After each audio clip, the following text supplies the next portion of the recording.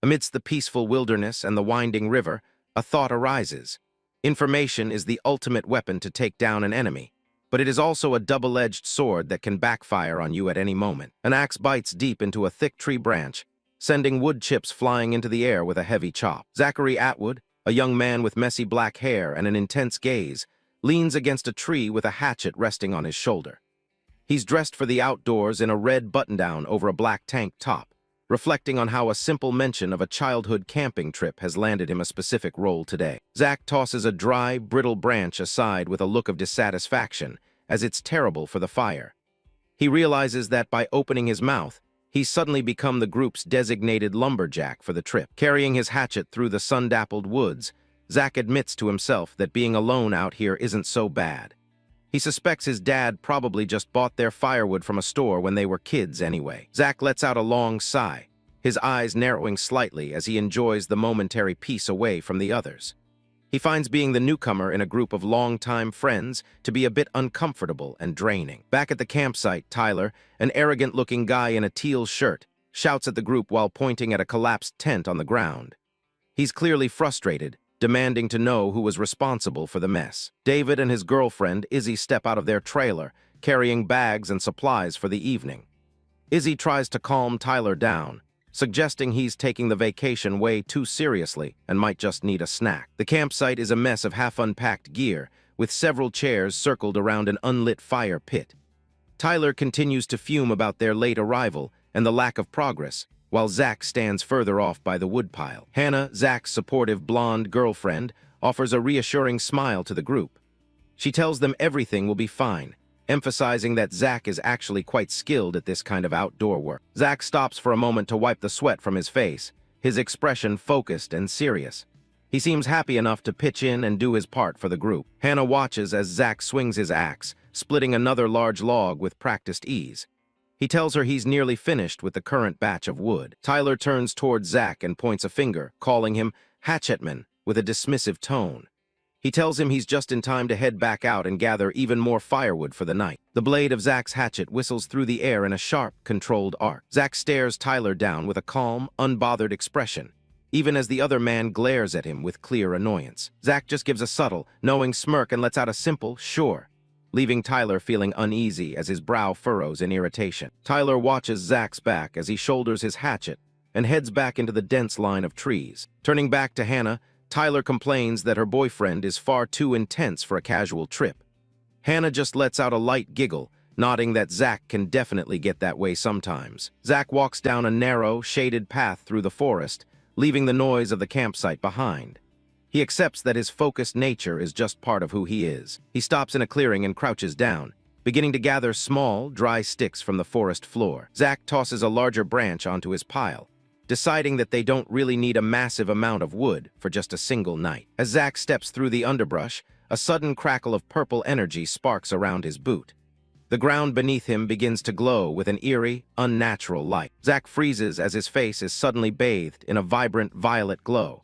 His eyes widen in confusion as the forest around him seems to distort. In an instant, the woods are gone, and Zach finds himself floating in a vast, swirling void of cosmic energy and distant stars. Zach looks around the dark expanse in total shock, his body weightless as he tries to make sense of the situation. A glowing blue holographic window blinks into existence right in front of him, announcing the initiation of a system and welcoming him to the multiverse. Zach reads the floating text with a look of disbelief, his mind racing as he tries to process the impossible words. Another system screen appears, stating that the scan of planet Earth is complete and that it has been identified as low-grade mass.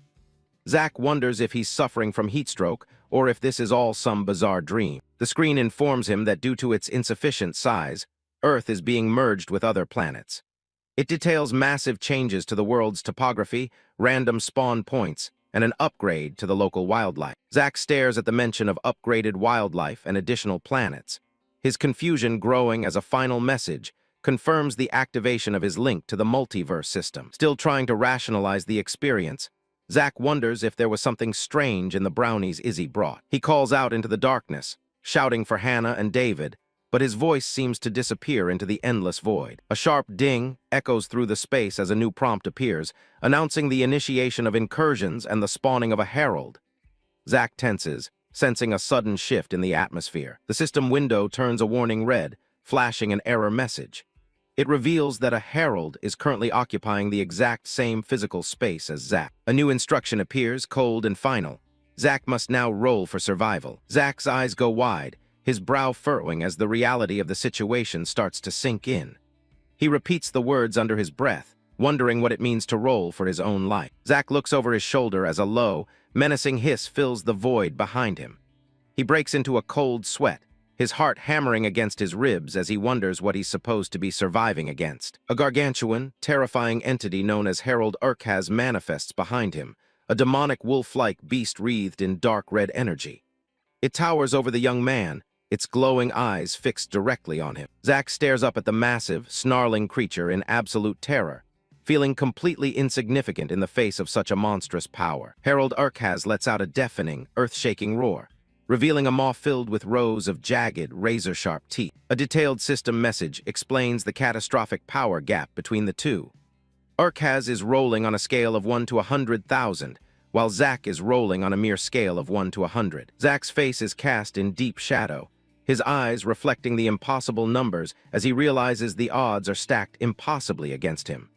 Whoever rolls the lowest value will be erased from existence. A bright blue system notification hangs in the darkness, laying out the brutal reality of the gamble.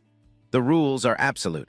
Whoever rolls the lowest value will be wiped from existence. Zack's mouth hangs open as he stares at the screen, a cold sweat breaking out on his forehead. He can't wrap his head around how such a massive disparity in odds could even be possible. The difference between their ranges is staggering, making the whole situation feel like a death sentence. Zack shouts out into the void, trying to refuse the terms of a game he never agreed to play. The system completely ignores his protest, interpreting his exclamation as an acceptance of the protocol. A confirmation screen pops up, announcing that the roll has been initiated. 3 columns of holographic numbers begin to spin wildly in front of him. The mechanical whirring of the digital dice fills the silence of the void. Zack lunges forward and slams his fist against the glowing barrier, desperate to stop the process. He screams for the system to cancel the roll, but the numbers continue their unstoppable descent. The spinning blurs of blue light are no longer just a weird dream. They're his entire life on the line. Zack's voice cracks as he continues to plead for it to stop, his panic rising with every second. A sharp chime echoes through the darkness as the columns finally lock into place. The numbers stop at 096, signaling the end of Zack's turn. Zack stares at the result, his breathing heavy and ragged as the tension momentarily breaks. He realizes that a 96 out of 100 is almost a perfect score, the best chance he could have realistically hoped for. But the relief is short-lived as the screen shifts, indicating that it's now the Herald's turn to roll.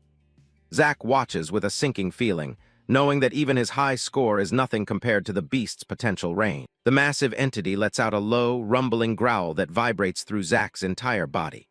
He stands frozen, dwarfed by the creature's overwhelming presence and certain that no roll will ever be enough to save him. A 6-digit column appears this time, and the numbers begin to blur into a high-speed spin.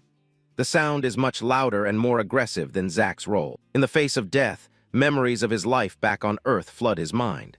He thinks of his father, regretting that he never even got the chance to say a real goodbye. He recalls his younger sister, Mackenzie, and the times he spent more focused on his games than on her. A wave of guilt hits him as he reflects on what a disappointment he's been as an older brother. The spinning digits are all that exist in the present, a cruel mockery of his past. The odds are so stacked against him, it's almost laughable. Zack wonders how long his friends back at the campsite will even notice he's gone. To them, he was just the guy who went to get some wood and never came back. He looks up at the towering monstrosity, feeling the weight of everything he's about to lose. It seems impossible that his entire existence is being decided by a single, unfair dice roll. The mechanical whirring intensifies, reaching a deafening crescendo as the spin reaches its peak. Every part of Zack's being screams that this shouldn't be how it ends. Something inside him snaps, and Zack's fear is replaced by a cold, sharp resolve. He tightens his grip on the handle of his hatchet, refusing to just roll over and die. He stares down the spinning numbers, his gaze steady and defiant. Probability doesn't matter anymore. All that matters is the will to survive. Zack glares at the Herald, his eyes burning with a sudden, fierce light. He silently demands just one chance, one single opening to live. A final ding rings out as the spinning numbers stop dead. The herald's result is 000091. A blue notification box flashes with a message of CONGRATULATONS against the dark sky. The impossible has happened. Zack stands stunned, looking back and forth between his roll of 96 and the beast's pitiful 91. He can't believe he actually managed to win. The herald lets out a final, agonizing roar as its result is finalized. A screen confirms that Urkaz has rolled a 91 and that no rerolls are available. Violent red and blue energy suddenly erupts from the herald's body, tearing through its form with a loud crackle. The beast is being shredded into nothingness. Waves of raw power spiral out from the dying entity, washing over Zack and bathing him in a blinding light. He stands his ground as the cosmic energy surges around him. Zack lets out a pained scream as the massive influx of experience and power from the herald's death floods into his system. Veins of glowing purple energy ripple across his skin. The system declares the official result. Urkaz has been vanquished, and Zachary Atwood will continue to exist. The impossible victory is complete. With the incursion error resolved, the screen calmly notes that standard protocols are now resuming. The violent energy begins to settle. A flurry of level UP notifications pop up one after another, stacking over each other in a frantic blur. The system begins the process of spawning Zack back into the physical world. Zack's unconscious body is deposited back onto the soft forest floor within a pillar of light. Only then do the branches he tossed earlier finally hit the ground with a dull thud. He lies there for a moment, let out a weak groan as his consciousness slowly returns. The peace of the forest feels alien after the chaos of the void. Zack pushes himself up from the dirt, his head spinning as he tries to remember exactly what just happened. He looks around the familiar clearing, trying to ground himself. He rubs his chest, half expecting to find a wound, but he feels physically stronger than ever before. He realizes he needs to hurry back to the others and make sure they're okay. Looking up at the sky, he freezes as he sees the clouds tinted a strange, bruised purple under two suns. The once familiar horizon has been replaced by something completely alien. Zack stands alone in the center of the woods, a look of pure confusion on his face. He whispers the question to himself, wondering if he's even on the same planet anymore. Another system window confirms his fears, explaining that Earth has been merged with other worlds due to its insufficient energy mass. The planet as he knew it is gone. He looks at a nearby tree, which has grown to an impossible size with thick, glowing blue vines coiling around its trunk. Strange, glowing butterflies flutter through the air, completely undisturbed by his presence. Zack runs a hand through his hair, his mind struggling to accept this new reality. He desperately hopes it's all just some vivid, bizarre dream brought on by the brownies Izzy brought. He starts to walk back in the direction of the campsite, his steps hesitant as he tries to navigate the altered terrain. Every familiar landmark has been twisted into something new. Suddenly, a sharp rustling sound comes from the bushes behind him, and Zack immediately tenses up. He wheels around, hatchet ready, as he realizes he's no longer alone in these woods. Zack narrows his eyes, his gaze fixed on a clearing through the trees. He realizes he hasn't wandered nearly as far as he thought, and the campsite is just ahead. The silhouette of a trailer comes into view, its familiar shape a beacon of normalcy in the strange forest. Smoke rises from a fire pit, suggesting the others have already started the evening festivities without him. Zack steps into the clearing, hatchet still in hand, and calls out to his friends. He's eager to tell them about the strange things he's seen, completely unaware of what is waiting for him in the shadows. The campfire crackles softly, but the usual sounds of laughter and conversation are missing. An eerie, heavy silence has settled over the entire campsite. Zack's boots crunch on something on the ground as he surveys the area. A folding chair lies on its side, and a spilled water bottle and open bag of marshmallows are scattered across the dirt. A cold sweat breaks out on Zack's face as the realization of something wrong sets in. He stands frozen, his eyes searching the shadows for any sign of his friends. A massive, purple-skinned beast with jagged white spines is hunched over a metal crate. It tears into whatever is inside with a sickening, rhythmic crunching sound. The creature turns its head, revealing a snout filled with razor-sharp teeth and eyes that glow with a malevolent red light. Thick, dark saliva drips from its open maw. The beast lets out a deafening roar that echoes through the forest and lunges forward. Zack barely has time to react as the monster's massive shadow falls over him. The purple hound dashes across the campsite with terrifying speed, its claws digging into the dirt. It moves with a predatory grace that defies its bulky, muscular frame. Zack's instincts take over, and he tightens his grip on the handle of his hatchet. He prepares himself for the collision, his knuckles white with the effort of holding on. He swings the heavy blade in a desperate arc, catching the beast mid-leap. A spray of dark, viscous blood splatters across the clearing as the metal bites deep into flesh. The momentum of the strike carries through, and Zack follows up with a powerful, sweeping blow. The beast is sent tumbling through the air, its snarls turning into high-pitched yelps of pain. Zack's face is flecked with the monster's blood as he grits his teeth in a mixture of exertion and shock. The physical feedback of the hit tells him he's much stronger than he should be. The creature slams into a nearby tree with a violent crash, shattering wood and kicking up a cloud of debris. Zack stares at his hands, struggling to comprehend his own newfound power. Memories of the blue system interface flash through his mind, the greeting to the multiverse and the strange, gambling mechanics. He starts to realize that the nightmare he experienced was real. The memory of the gargantuan herald Urkaz looms over him, a reminder of the sheer scale of the changes Earth is undergoing. The encounter in the void was no dream. He recalls the spinning columns of the dice roll and the impossible odds he somehow managed to overcome.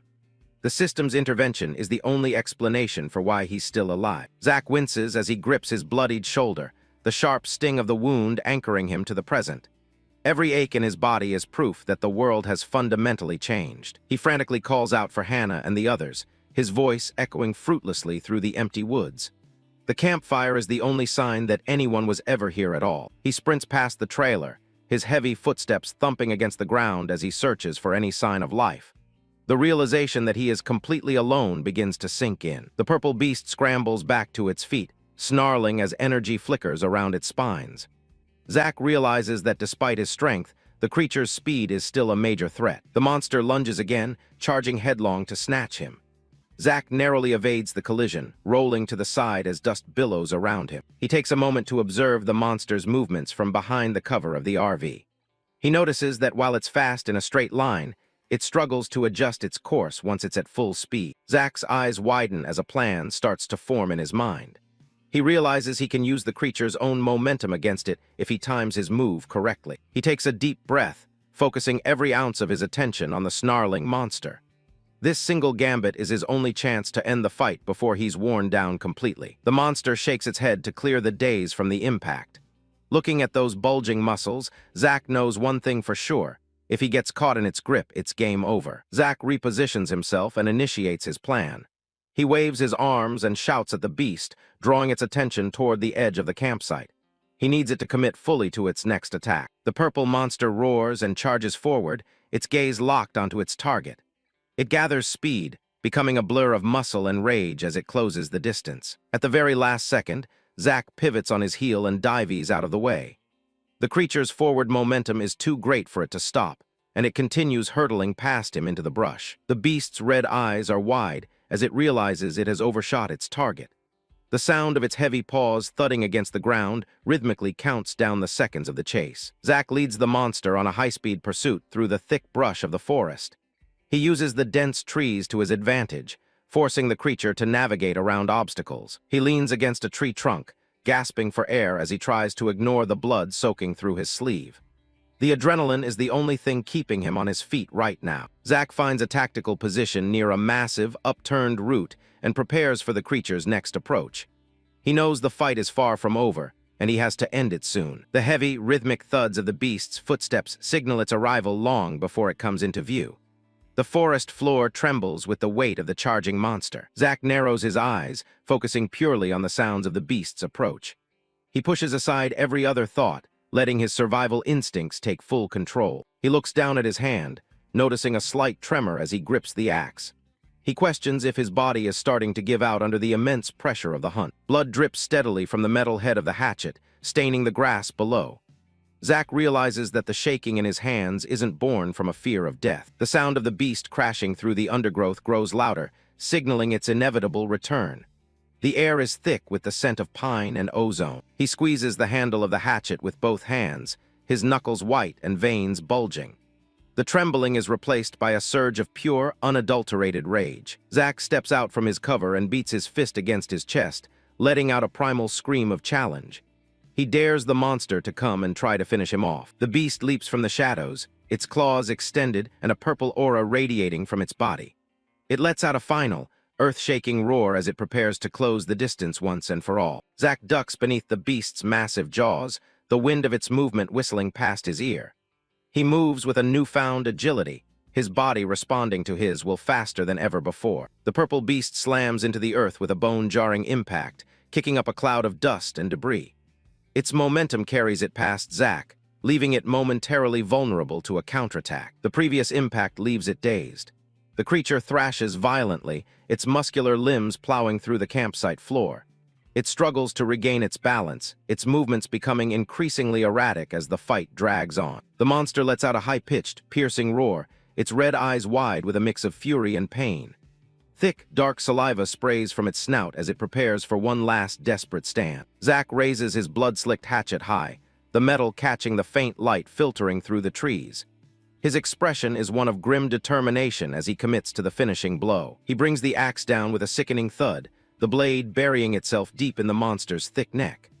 A fountain of dark blood erupts, coating the ground and Zack's arms in a warm, metallic-scented spray. One of the beast's jagged white spines snaps under the force of Zack's relentless assault, the sound echoing through the quiet woods. Bits of bone and flesh are sent flying into the air. Zack unleashes a flurry of savage slashes, his mind flashing back to the impossible odds he just survived in the void. Compared to the cosmic entity he faced before, this creature is nothing but a nuisance. The beast lets out a final, gurgling scream as its strength fails, the light in its red eyes beginning to dim. It collapses under the weight of Zack's fury, its body a broken mass of purple muscle. With a primal shout of defiance, Zack delivers a crushing downward strike that ends the creature's struggle once and for all. He declares his victory to the empty forest, his voice raw with newfound power. The axe slices through the monster's remains with a sharp whistle, leaving a trail of blue light in its wake. Zack's physical capabilities are undeniable now, a stark contrast to the man he was only hours ago. He continues the motion, his movements fluid and precise as he carves through the last of his enemy. The air is thick with the scent of iron and the fatting energy of the slain beast. A final, clean slice separates the monster's head from its body, sending a fresh wave of blood across the clearing. The silence that follows is sudden, heavy, and absolute. Zack stands over the carcass, his face shadowed and his left eye burning with an otherworldly blue glow. The spectral image of Herald Urkhaz seems to hover behind him, a haunting reminder of the power he now carries. A translucent blue screen materializes in the air, notifying him of his reward, 100 Nexus coins. He leans on his knees, his breath coming in ragged, painful gasps as the adrenaline begins to fade. A crimson handprint stains the rough bark of a nearby tree, marking Zack's path as he stumbles back toward the center of the camp. He moves with leaden steps, his strength nearly spent. Blood drips steadily from his fingertips and onto the forest path, leaving a grim trail behind him. Each step is a struggle against the growing exhaustion and the shock of his new reality. His boots crunch on the blood-spattered grass as he reaches the trailer, his voice barely a whisper. He calls out for Hannah, his heart heavy with the fear of what he might find. The blood-stained hatchet falls from his limp hand, landing with a dull thud on the forest floor. He no longer has the strength to hold it, his body finally reaching its limit after the fight. He reaches out a trembling, bloody hand and leans against the cool metal side of the white RV. He asks the empty campsite if anyone is there, his words swallowed by the vast, uncaring woods. With a weary groan, Zack's back slides down the side of the vehicle until he's slumped against the ground. He mutters to himself that they need to leave, even as his consciousness begins to slip away. He sits alone in the center of the abandoned campsite, a lone figure in a world that has become unrecognizable. A long trail of blood marks the path of his struggle, stretching out behind him like a dark ribbon. High above the altered horizon, a distant moon hangs in a sky filled with strange stars and a brilliant, glowing portal. The thought of home feels like a distant, fatting dream in this new multiverse. From high above, the campsite is a tiny, insignificant speck in a world that has been consumed by a massive, cosmic phenomenon. The Earth is gone, replaced by a sprawling, dangerous new reality. Zachary Atwood opens his eyes, squinting against the harsh morning sun filtering through the leaves above. The forest canopy is a blur of bright white light and deep green shadows. Zach sits up with a groan, rubbing his head as a sharp pain throbs behind his eyes. His clothes are torn and caked in dried blood, a grim reminder of the chaos he barely survived. He stares at his hands, both covered in crimson stains that have dried into a dark crust. Reaching for his phone, he taps the screen to check the time. It's 8, 47 a.m., but something about the display feels completely wrong. He freezes as he stares at the date, his eyes widening in total shock at what he's seeing. He's been unconscious for 3 full days while the world moved on without him. The sun is high, and the birds are chirping like nothing ever happened. The campsite is a mess of abandoned belongings, with open suitcases and gear scattered everywhere. Zach scans the area, but Hannah and the others are nowhere to be found, and they left all their important gear behind. He grits his teeth, wrapping a fresh bandage around his arm and tightening it with his mouth. Realistically, if they haven't come back to the camp by now, they're probably not coming back at all. He steps out into the woods, noticing how much thicker and more vibrant the trees have become in just a few days. Everything looks lush, alien, and way too overgrown. As he scales a tree near the campsite, he realizes something impossible. The deep wounds that should have killed him have vanished. His skin is clear and the pain is gone. He breathes hard, trying to process how his body could have healed so fast. He should be dead, yet he's standing here feeling stronger than ever. He checks the RV's landline, but the receiver just dangles uselessly with no dial tone. There's no signal for his phone either. Outside, their SUV sits abandoned with the hood up, the battery completely dead. He's stranded in the middle of a forest that doesn't look like Earth anymore. Climbing high, he still grips his axe tightly. He knows he's not alone. There's something else lurking in these woods. Recalling the image of the hideous, giant wolf with its glowing eyes and jagged teeth snarling at him, he couldn't help but shudder. Sizing up the strange creature, he wonders if Earth is being invaded by aliens. The world he knew is disappearing all too fast. Images of his father and his sister, Kenzie, flash through his mind. If this forest has turned into a death trap, he can't even imagine what's happened to the rest of the planet. A look of cold determination settles in his eyes. He needs to get home to his family, no matter what it takes. Zach continues to climb, pulling himself up the thick branches with surprising ease. His body feels much lighter and more agile than before. He swings his axe, burying the blade deep into the bark to haul himself even higher into the canopy. The wood is thick and sturdy. Reaching the upper branches, he catches his breath and looks out at the horizon. The view is both beautiful and terrifying. 2 massive red beams pierce the sky in the distance, casting an ominous glow over the mountains. He searches for a sign of civilization, but what he sees is far beyond anything humanity has ever possessed. His eyes narrow as he looks past the forest and sees nothing but water in every direction. He isn't just lost, he's trapped on an island. He grinds his teeth, his face contorting as he stares at the transformed world. "What have you done to my world?" he mutters under his breath. He screams at the top of his lungs, venting his rage at the system for what it's done. His voice echoes through the silent, alien jungle. A sharp beep cuts through his yelling as a translucent blue screen flickers to life right in front of him.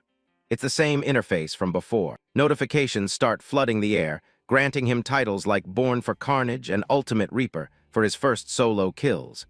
Each one comes with a massive boost to his stats. More boxes pop up: Giant Spain and Disciple of David. The system is rewarding him for things he didn't even realize he'd accomplished. The chimes keep coming as the system labels him overpowered, and a slayer of Leviathans for taking down enemies way above his level. His strength and endurance numbers are climbing rapidly. One last ding announces he's reached level 10, earning him the Adventurer title and even more stat points. He stares at the screen, trying to make sense of the math. Zach stares at the floating screens, his face lit up by the blue glow. "Is this me?" he wonders, seeing his own name on the interface. His full status sheet appears. Zachary Atwood, level 16. His luck is through the roof, and he's sitting on over 5,000 Nexus coins. He looks at his own hands, wondering if the entire world has really been turned into a giant video game. It's the only explanation that fits the reality in front of him. He realizes that almost all of his new power comes from those impossible titles he earned by sheer luck during the incursion era. Then he notices the active quests tab. He has 3 months to kill 4 heralds and an incursion general, or it's game over for good. Looking back at the distant red beam, he realizes that must be where the incursions are happening. It's his target for the months ahead. A new prompt appears, notifying him that he's met the requirements to create an outpost. It seems like the system wants him to claim this territory. Zach looks down at the campsite, thinking that a fortified base would be a lot safer than sleeping in an RV in a forest full of monsters. It would be nice to have a place to call home. "Fine, yes," he groans, tapping the screen to accept the prompt.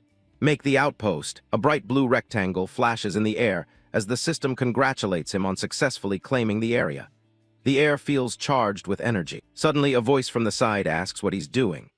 Zack turns to find a small, floating purple orb with a single, galaxy-like eye watching him from the branches. This is Vethabarak, or Abby, his new guide. Zack grips his axe, eyes darting toward the floating purple entity with one large eye. The air hums as the creature, Vethabarak, who calls himself Abby, levitates right in front of him. Zack's face contorts in total confusion. He spent 3 days alone in a death-trap forest, and now a talking orb is hovering in his personal space. His boots slip on the thick tree branch with a loud stumble, sending wood chips flying. He manages to catch himself, but the realization hits him. This thing is definitely not human. Abby floats closer, his single eye pulsing with cosmic light. He sounds almost bored as he remarks that they both seem disappointed with the current situation. Zack wobbles precariously, his arms windmilling as he tries to maintain his balance high above the ground. While frantically struggling to regain his balance, he grabs onto a massive, slick-scaled body. Zack's pupils shrink to pinpricks as he looks down in total shock, realizing that he is holding onto the body of a living creature. He barely has time to react before a giant snake begins coiling around the branch and his legs. He realizes he let his guard down for one fatal second. The massive serpent wraps its body around Zack with terrifying speed. He lets out a grunt as the pressure starts to crush the air out of his lungs. The giant snake hisses, its fangs dripping as it looms over Zack. It's coiling tighter and tighter, ready to turn him into its next meal. Zack's face is etched with a grim scowl. He's tired of being the prey in this new world. As the scales tighten around his torso, Zack's gaze hardens.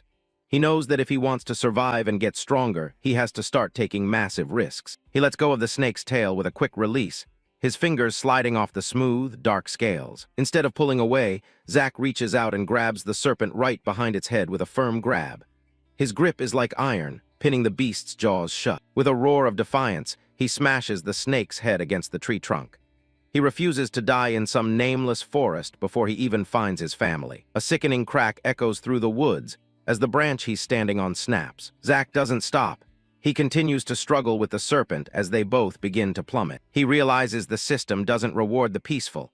It rewards the hunters and the killers. His battle doesn't stop for even a single moment. Zack realizes that power is the only thing that matters right now. In this new world, nothing is more important than strength in order to survive. "I must become the strongest," he declares, his eyes burning with a new, dangerous resolve. Abby watches the display from a safe distance, his eye half-lidded. He sighs, sounding completely unimpressed by the bloody spectacle. The orb floats through the canopy, musing that an outpost would have helped, but selecting a treehouse for one was a pretty stupid idea. He floats away, his galaxy-like pupils shifting. He's seen countless races across the multiverse, and humans have always been notoriously average, pathetic even. Suddenly, a series of wet hacking sounds catch Abby's attention. He pauses, looking back down toward the base of the tree. Blood sprays across the air in a violent shuk. Zack is at it again, swinging his axe with brutal efficiency. Down on the forest floor, Zack is methodically hacking the giant snake into pieces. He's not just killing it, he's making sure it stays down. Abby's eye widens, his expression shifting from boredom to genuine surprise. This isn't the behavior of an average human. Zack stops for a moment, huffing as sweat and blood drip from his chin. He looks like a demon himself standing in the red clearing. The giant snake is in dozens of pieces, its blood soaking the grass in a wide, dark circle. Zack stands in the center of the slaughter, axe in hand. Zack points his axe directly at the alien creature as if sending a message, then looks up at the floating orb. He is still level 16, but he looks like he's aged years in just those few short minutes. Abby floats down, his tone shifting as he admits he might have misjudged Zack's merit. Maybe this human isn't so average after all. Zack just stares back, his expression guarded and suspicious of the talking cosmic eyeball. "My name is Vethabarak, but you can call me Abby," the creature introduces himself. He explains he was sent to assist Zack since he chose this area as an outpost. Zack doesn't lower his guard, asking how the thing can talk without a mouth and what exactly assist means. Abby rolls his eye with an annoyed roll, calling Zack a rube for missing the tutorial pixies. He clearly thinks he's dealing with an idiot. Zack's temper flares. He snaps back that the stupid system never sent him to any tutorial. It just left him alone in a demon forest 3 days ago. Abby blinks with a quick blink, his cosmic eye flickering as he processes this new information. 3 days? Abby exclaims, his voice rising in shock.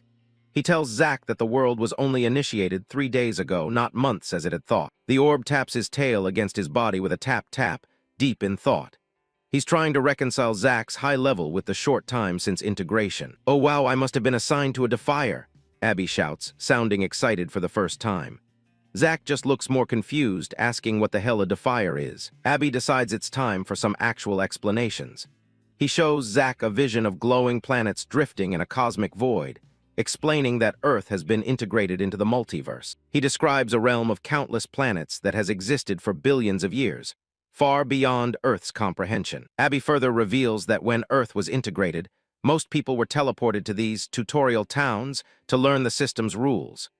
They will spend time getting acclimated there, staying safe for a period of 1 month, and Zack's family is likely among them. In contrast to the deficient, ones who cannot naturally absorb energy from the universe, they will be cast by the system into a separate void. Afterward, they will be released into the wilderness, a place teeming with monsters where they will eventually become prey for these creatures. Back at the quiet, empty campsite, Zack stands alone with his axe, looking down at the scattered belongings of his missing friends. He asks Abby what a defier is in this cruel hierarchy. Zack's eyes narrow, a golden glint reflecting his growing intensity as he asks if he is also destined for the same bloody end. Abby describes a defier as a mortal who somehow manages to gain power far beyond any initial expectations. A man stands bathed in radiant, golden flames, a visual testament to someone breaking the system's rules. A montage of Zack's recent life-or-death struggles flashes by, his desperate fight against the giant wolf and the crushing grip of the snake. Abby notes that the system believes Zack is weak and has left him to die, but he continues to defy fate. Abby admits that his situation is extreme, even by the standards of other defiers. He warns that while Zack has been given a fantastic opportunity, his path will be anything but easy. Honestly, the description of defiers and deficient ones is a bit confusing, but according to the admin, Zack is basically a deficient one who was left behind by the system in the wilderness. However, because he luckily survived the dice roll and defied the system, Abby calls him a defier. That's why the system keeps throwing incredibly difficult quests at him. If you have a different take, please leave a comment so I can adjust things in the next parts. Thanks. Zack doesn't look impressed, his face still splattered with the blood of the giant snake. He skeptically asks if nearly dying due to a dice roll can really be called an opportunity. To help Zack understand, Abby describes the system as a massive hand with power rivaling that of the galaxies. The creature continues to declare that the system's voice is one of the very few things that actually carries weight in this multiverse. The ethereal hand hovers menacingly over Zack's silhouette, its power dwarfing the small clearing. Abby warns him that the system has no patience for cowards. The hand clenches around Zack with a powerful grip. While Abby points out the fate of defiers who do not obey the system, it states that if he fails or abandons the assigned quests, he will be punished. Zack realizes he has no choice but to complete the quests and slaughter every demon that stands in his way. His eyes flash with a dangerous, golden light as he stares back at the floating guide. He asks with a low growl if he even gets a choice in his own destiny. Abby continues to remind him that he is on the front lines and that the system is watching his every move. Suddenly, Abby's eye darts to the side with a sharp glance, his wings flickering as if he's heard something Zack hasn't. Abby's tone shifts, urging Zack to try and complete the incoming quests within a single month instead of the allocated 3. He starts to explain the benefits before his voice trails off. With a sudden, pained "AUNGH," Abby's form begins to distort and flicker violently. A loud crunch echoes through the air as if the very space around him is being crushed. A brilliant purple blink flashes against the trunk of a tree, and in an instant, Abby is gone. Zack looks around in total shock, his axe ready, calling out for his vanished guide. A cold blue notification box appears in the air where Abby just stood. Outpost Administrator RETURNED Early BY System. Zack can only stare at the fatting purple sparks. Sweat beads on Zack's forehead as he tries to process the sudden disappearance. "What the hell?" he mutters, his breath hitching. His face hardens into a mask of grim determination as he repeats the deadline to himself.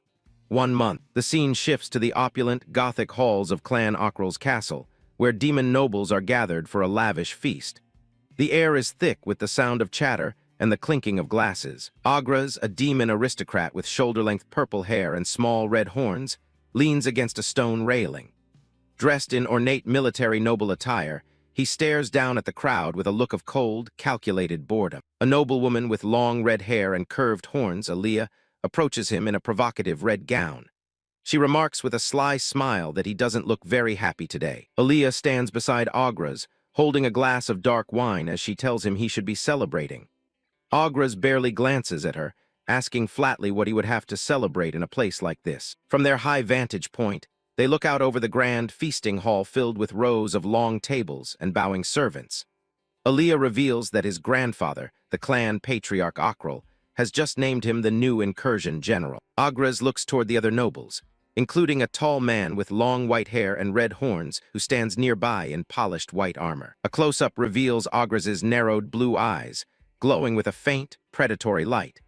He knows that the title of general is an honor his kin would gladly kill to obtain for themselves. The white-haired demon noble stands silently, his expression unreadable but his presence imposing as a member of the elite clan. Aaliyah teases Agras, telling him he'll finally have to prepare for a real fight instead of wasting all his time at the local brothels. Agras looks back at her, his expression shifting to one of mild offense as he asks if she really thinks he's that simple. Agras slowly steps down to the main floor. He scoffs at the idea of a direct fight, calling it their game and not his. Suddenly, a nearby blonde-haired demon noble lets out a strangled "URK" and clutches his throat. Purple blood begins to spill from his mouth, his eyes wide with sudden agony. The poisoned demon collapses onto the floor with a loud crash, his glass shattering into 1,000 pieces as the other guests recoil in horror. A white-haired noblewoman screams in terror, demanding to know who did this while begging for someone to help the dying man.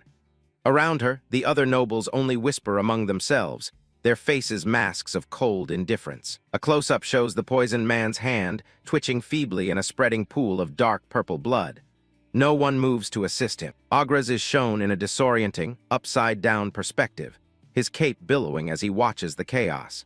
He muses that fools will always believe they are the ones pulling the strings until they find themselves being strangled by them. A peaceful stream ripples over the rocks in the middle of the woods. A blue glowing insect zips through the air, completely undisturbed, until a massive bargus dips its snout in for a quick drink. The demon dog is just minding its own business, getting hydrated for the hunt. That little blue bug circles back around and lands right between those glowing red eyes. It's a surprisingly calm moment for a monster that usually eats people, but its ear twitches as it catches a sound it didn't expect. It starts to turn its head, sensing a predator is nearby. Too late, Zack is already hovering right behind it with his axe. One massive swing, and the beast is split wide open. Another 100 coins and a level up.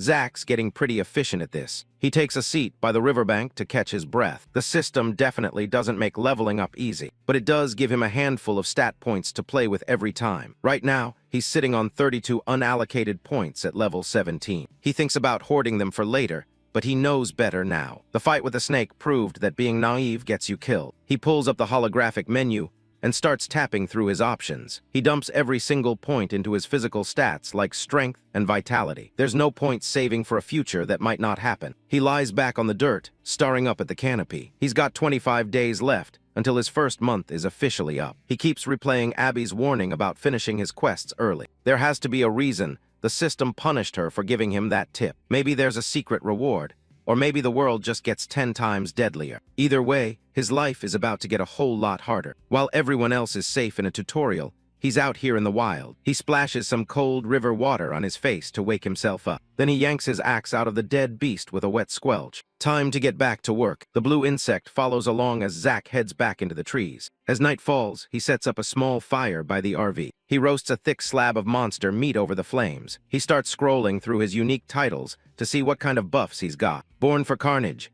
gave him a flat 10% boost to all stats just for being the first to kill a monster. Ultimate Reaper for soloing an incursion general adds even more on top of that. And Slayer of Leviathans for the snake kill is just icing on the cake. He takes a big bite, feeling the raw power these titles provide. He wonders about the Outpost and why he didn't get a title for creating it, which might mean someone else out there already did it before him. He stares into the fire, remembering how that tiny snake became a giant in an instant. Zack knows he's not the only one playing this game, and there's no telling how strong the competition is already getting. He needs to find something in the shop to close the gap, something to make him stronger or help him find his family. But in this new world, absolutely everything worth having costs Nexus coins. He swipes through the holographic menu, doing the math based on his kills so far. 100 coins for a dog plus whatever he got for the snake. It's a decent start. Then he sees it, a teleporter. He stops mid-bite as the possibility of seeing his family again starts to feel real. Could it bring them to him or drop him right on their doorstep? He'd settle for just getting back to civilization. But then the price tag hits him like a 10-ton weight. 10 million Nexus coins. At this rate, he'd have to slaughter a literal mountain of demon dogs to afford it. He looks at his active quests, realizing that building up his outpost might be his best bet for a head start. If he can hit level 25 or take out the heralds, the rewards could give him the edge he needs. Just like with his stat points, he realizes he can't afford to hoard his coins. He has to spend them on things that will help him survive the next 5 minutes, not the next year. He narrows it down to the only 2 things of note that he can actually afford right now. The first is a skill called Eye of Discernment for 3,000 coins. It's basically a scanner that gives him the stats and weaknesses of whatever monster he's looking at. It's a literal game changer for someone who's been fighting blind this whole time. But identifying them is only half the battle. He still needs to outscale them. The second purchase is an F-grade small-scale mother-daughter gathering array. A massive mouthful, but the utility of this glowing necklace is undeniable. While he wears it, it passively absorbs cosmic energy from the surrounding area 24/7. It's like he's constantly cultivating his power, even while he's fast asleep. He might not be a mystical cultivator, but he's not above stealing their tricks to get ahead. But even with the passive buff, things are moving too slow for his liking. He grabs his axe and decides it's time to go kill some more shit. He starts hunting from the shadows, dropping down on Barghists before they even know he's there. When he gets the drop on them, they go down with one clean hit. But when things get messy, and they manage to fight back, well, that's when he gets a face full of purple blood and has to work for his dinner. With every encounter, he starts to understand them better, tracking fresh prints through the rain. He masters the weight and follow-through of every axe swing. He learns how to block those jagged claws without getting his head ripped off. He starts putting his new skill to work, officially identifying his targets as Barghists. He even gets tactical, stashing supply caches in hollowed-out trees all across the island. Day after day, he hunts, drags back his prizes, and heads right back out. He fights until his muscles scream, and his bandages are soaked through. He bleeds for every scrap of experience the system offers. He loses track of the count after dozens, maybe hundreds of kills, as level-ups become rarer. But even as the progress slows, his raw power is skyrocketing. Eventually, he stops seeing the Barghists as terrifying predators. He's reached level 23, but he knows he still needs to pick up the pace if he wants to survive what's coming. Zach's stats have improved significantly, but the clock is ticking. There are less than 5 days left until the month ends. Somewhere far away from the forest, heavy footsteps echo through a lavish hall. Rydell approaches his superior, the General Agras, who is relaxing behind a massive desk. Agras looks up from his wine, greeting his general with a casual, almost mocking smile. Rydell remains stiff and professional, clearly unamused by his leader's lack of focus. Agras dismisses the tension, telling his second-in-command to take a seat and relax. "I would rather stand," Rydell replies, his patience with Agras's attitude wearing thin. He sniffs the air, detecting the strong scent of alcohol on his superior's breath. Agras groans, claiming there isn't much else to do since their part in the incursion doesn't start for several weeks. Rydell slides a document across the desk, telling Agras to sign it so he can return to his wine. Agras signs without a second thought, agreeing to appoint Rydell's cousin as Master of Scouts. Rydell takes the orders and leaves, promising to ensure they are followed swiftly. Agras watches him go, relieved to have the tedious paperwork out of the way. The heavy doors shut with a final click,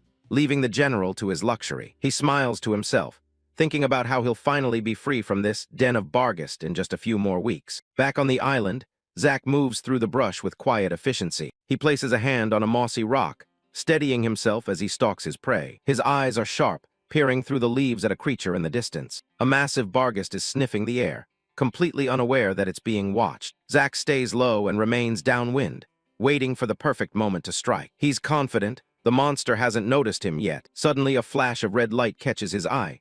Something is very wrong. From the shadows, a second monster lunges forward with a bone-chilling snap of its jaws. Zach is caught off guard as the creature's terrifying presence fills the area.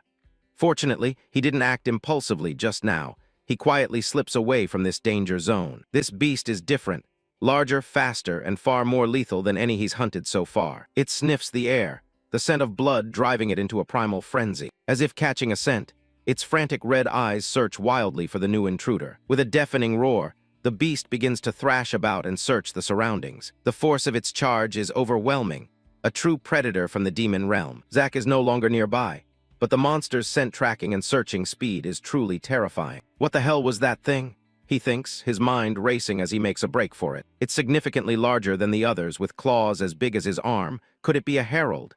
He silently assesses. He realizes he can't win this fight head-on.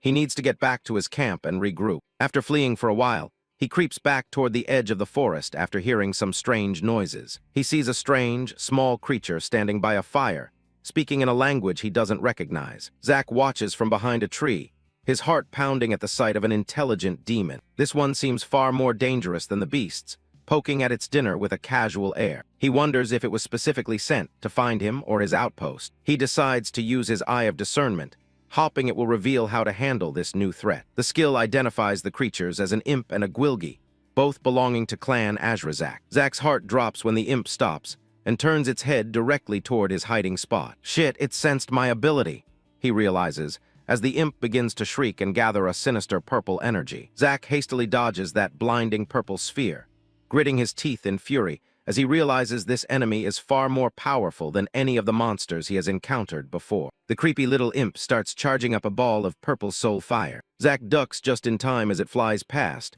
wondering if the thing actually sensed his power. He grits his teeth, knowing things just got a lot more complicated. He swings his small axe, and surprisingly it works. His strike bats the purple sphere aside. Glancing back at the explosion behind him, he realizes that taking them down is actually possible. He turns back and glares at his attackers, searching for a way out of this situation. Before he can even recover, he sees a red blur lunging at him. The four-eyed wolf lunges forward and chomps down right on the handle of his axe. It slams him into the ground with a heavy thud, pinning him down. The wolf growls, its teeth gnashing into the wood as it tries to snap at Zack, but it is held back by the axe handle. Zack manages to plant a boot in its chest and shove the beast off him, but then he notices the purple fire sticking to his arm and tries to swat it away. It only grazed him, but the damage feels like it's eating straight into his soul. The imp just hovers there cackling, watching the wolf close back in. Then with a sickening crack, the wolf snaps Zack's hatchet right in half. He's stuck in the woods with two monsters and a broken weapon. Zack realizes that if he can't win this, he doesn't deserve the luck he's had so far. Determined to go all in, Zack charges straight at the wolf. The imp fires off another soul blast to try and slow him down. Zack weaves through the shots like his life depends on it, because it does. The wolf leaps, claws out, and ready to finish him off. Instead of backing away, Zack catches the beast midair. Ignoring the scratching claws, Zack hugs the creature tightly, completely pinning its body. He rides the monster all the way to the ground, slamming it into the earth. He starts raining down blows on the beast's head. He's completely lost in the frenzy of the fight now. A final punch connects with a loud crunch to the wolf's jaw. He stands over the mangled wolf, covered in blood and breathing heavy. Behind Zack's back, the imp is still grinning, as if it's all just a game. Suddenly, a massive wave of purple energy erupts from Zack's body. In a moment of fading consciousness from the pain, he feels something deep within him begin to shift. The soul fire that was burning him, suddenly, doesn't feel like an enemy anymore. He realizes his big victory from before was just pure, dumb luck. In a moment of fading consciousness from the pain, he feels something deep within him begin to shift. It lunges its sharp red tail straight at his throat. But at this moment within Zack's body, a stream of energy begins to awaken, cosmic energy, the fundamental building block that holds the entire multiverse together. He's had this power inside him since the very first thing he killed. The gathering array skill wasn't just a stat boost. It was teaching him how to use this energy. Now he finally understands how to reach out and control it. His eyes start to glow with an intense, golden light. He reaches out and grabs the monster's tail, telling the thing it made a huge mistake breaking his axe. The fat little imp just stands there, watching with those creepy, glowing yellow eyes. Suddenly it lets out a piercing shriek, baring rows of razor-sharp teeth. It hovers in the air and starts raining down a barrage of purple soul fire. Zack is done being a victim. He dives straight into the chaos, grabs the wolf's tail and swings it with all his might. He lets out a thunderous roar as he uses the wolf's body to strike directly at the incoming cluster of purple spheres. He's pushing himself to the absolute limit, the energy burning through his veins. The imp takes the full brunt of Zack's rage, its body swallowed by the explosion and the mangled flesh of its own pet. The entire clearing goes up in a blinding flash of power. A whole month passes, and Zack has managed to survive until day 30. He's been keeping track of time by scraping tally marks into the side of a cliff. The woods have become his home, and he's made his base right by a quiet pool of water. He watches the water splash, a rare moment of peace in a world that's gone to hell. Zack sits and sharpens his gear, his body now covered in scars and primitive bandages. He inspects the new axe handle he just fashioned and decides that it is finally good enough for what's coming. He wanted to reach level 25 and unlock a class first, but he doesn't have any more time to wait. He knows the system won't slow down for him, so he has to keep the momentum going. Risking everything is the only way to get the best rewards, and he's ready to gamble again. Zack stands tall, looking like a total predator now, ready to hunt down a second herald. Far away from Zack's island, a hand with blackened claws grips a stone ledge. Two figures stand on a high balcony, looking out over a dark landscape. Agras smirks, thinking about what a busy month it's been for them. He asks Rydell if he agrees, and the stoic warrior admits it's been a lot of work. They know this is just the beginning.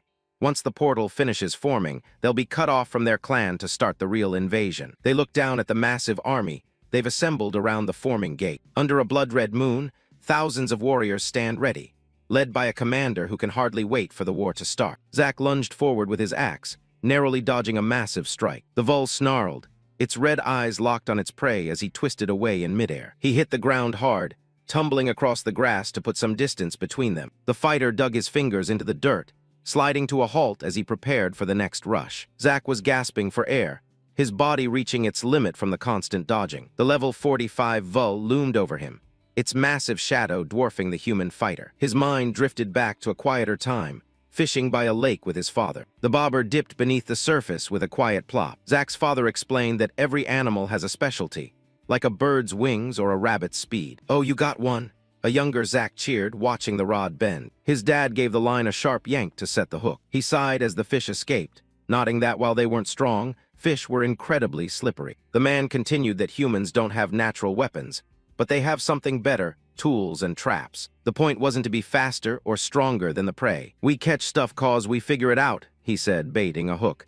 "That's what makes us special." 2 hours before the fight even started, Zack was already setting the stage. He had spent that time carving out a massive pit and filling it with sharpened wooden spears. Back in the present, the herald let out a deafening roar, ready to end the chase. Zack knew he couldn't win a contest of raw strength against a beast that outleveled him so much. The gap was just too large. One solid hit would be the end of him. He just had to make sure the monster never actually touched him. The protagonist focused his energy, pushing his body to move faster than it was ever meant to. Blood sprayed as the strain began to tear at his muscles from the inside out. But he didn't stop, his axe humming with a lethal light. Zack realized he could channel cosmic energy into specific parts of his body to boost his stats on the fly. His arm glowed with power, taking a glancing blow that would have normally shattered bone. The beast growled, charging forward again with reckless abandon. "Come on, this way," Zack taunted, leading the monster toward the clearing he'd prepared. The vul smashed through everything in its path, blinded by its own predatory rage. Every drop of energy he used had to count. He wasn't a cultivator with an endless supply. The monster crushes the tree trunk at the exact spot where Zack had been standing just a second before. It let out a frustrated roar, its claws tearing up the earth. Zack grit his teeth, forcing his legs to keep moving as he led it toward the trap. A massive shockwave rippled through the clearing as the beast finally overstepped. The fighter leaped into the air, his eyes fixed on the target below. Zack brings his axe down with all his remaining strength, aiming straight for the beast's head in an attempt to wear down its power. Meanwhile, at a massive incursion portal, a sinister purple energy hummed in the air. Heavy armored boots stepped onto the platform, echoing through the silent base. Agras approaches the two guards, inquiring about Rydell's whereabouts. The demon noble casually replied that Rydell had already crossed over into the new world. He looked up at the general, a scarred and veteran demon officer. The general gave a stiff nod, oblivious to the betrayal Agras was about to unleash. Agras led his squad through the purple aura, coldly informing the general that he wouldn't be following Rydell into the new world. He flashed a wicked grin,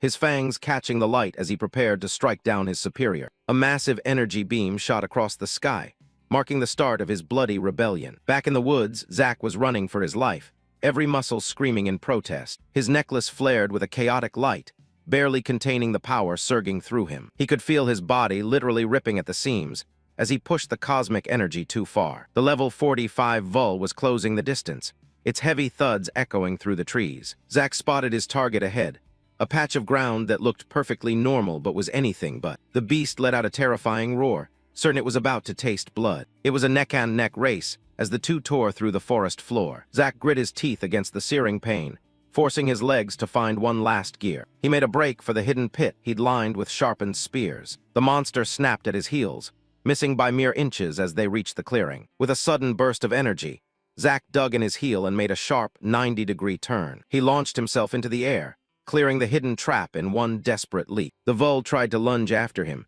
but its massive size made it impossible to stop. It fell straight into the pit, the sound of splintering wood and tearing flesh filling the air. The herald's red eyes went wide as the predatory thrill turned into a fight for its life. Zack landed hard on the far side and spun around to see if his plan had actually worked. The beast was completely pinned, the massive wooden stakes driven deep into its body. It thrashed and shrieked in a pool of its own blood, but there was no escaping the trap. The glow in its eyes slowly faded as the last of its HP drained away. Suddenly, a flood of system messages appeared, announcing that Zack had reached level 25. He leaned back and took a deep breath, finally able to say he'd done it. He started laughing like a madman, the sheer absurdity of his survival finally hitting home. He looked up at the sky and gave the goddamn system a one-fingered salute for making him work so hard. But suddenly a burst of red light flares up, and a roar erupts, shaking all the surrounding trees. His triumph was short-lived, as a pair of glowing red eyes suddenly emerged from the brush. His heart dropped into his stomach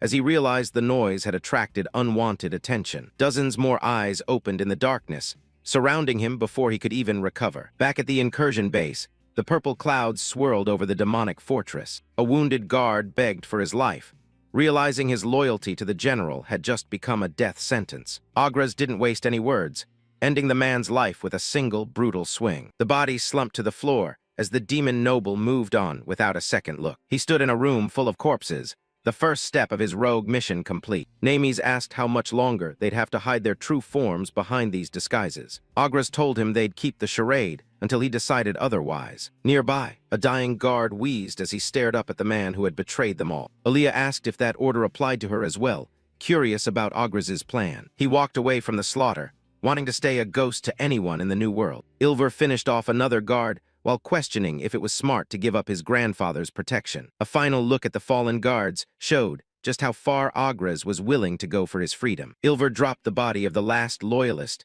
somberly reminding Agras that there would be no going back once they crossed this line. Agras accepted the terms without a hint of hesitation, his mind long since made up. He looked down at the carnage, declaring that he was finished with his wretched, backstabbing clan and their endless games. His eyes burned with a cold determination as he looked toward the horizon of the new world. Leading his small, elite squad, Agras marched toward the massive energy rift, ready to introduce himself to the locals. Zack is booking it through the woods, but those beasts aren't letting up.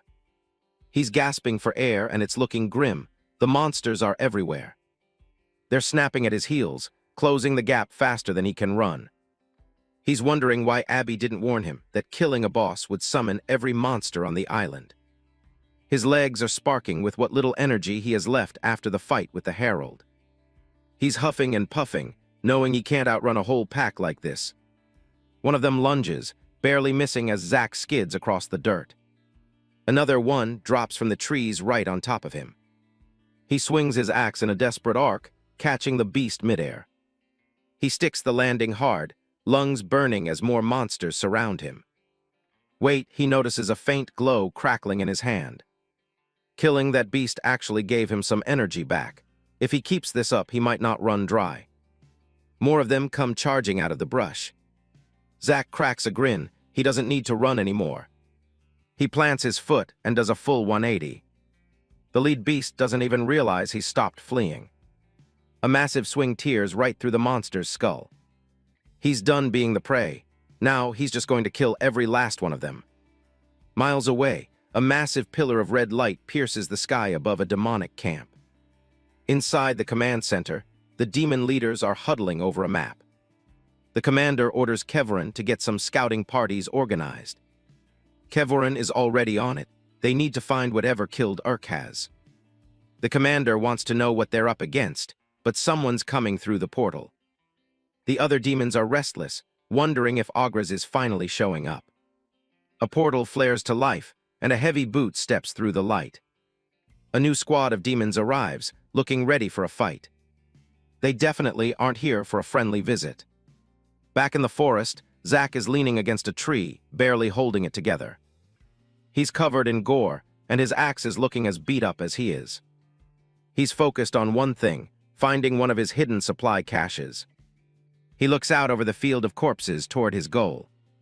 He starts hobbling toward a thick tree, every step looking like a struggle. He reaches up and grabs a branch with his bandaged hand. Using what's left of his strength, he hauls himself up into the canopy. He settles into a high branch where nothing can sneak up on him. He leans back against the trunk, finally letting his eyes close. The sun breaks through the leaves as the forest comes to life in the morning. Zack blinks awake. It's been over a month now. He sits up, reflecting on how the world still hasn't ended. Then he looks at that red beam in the distance and realizes it ended a month ago. He tightens the bandages on his arm, getting ready for the day. A bird takes flight, leaving him alone in the quiet woods. He's making progress, but his body is still a long way from 100%. It's going to be a long walk back to his camp.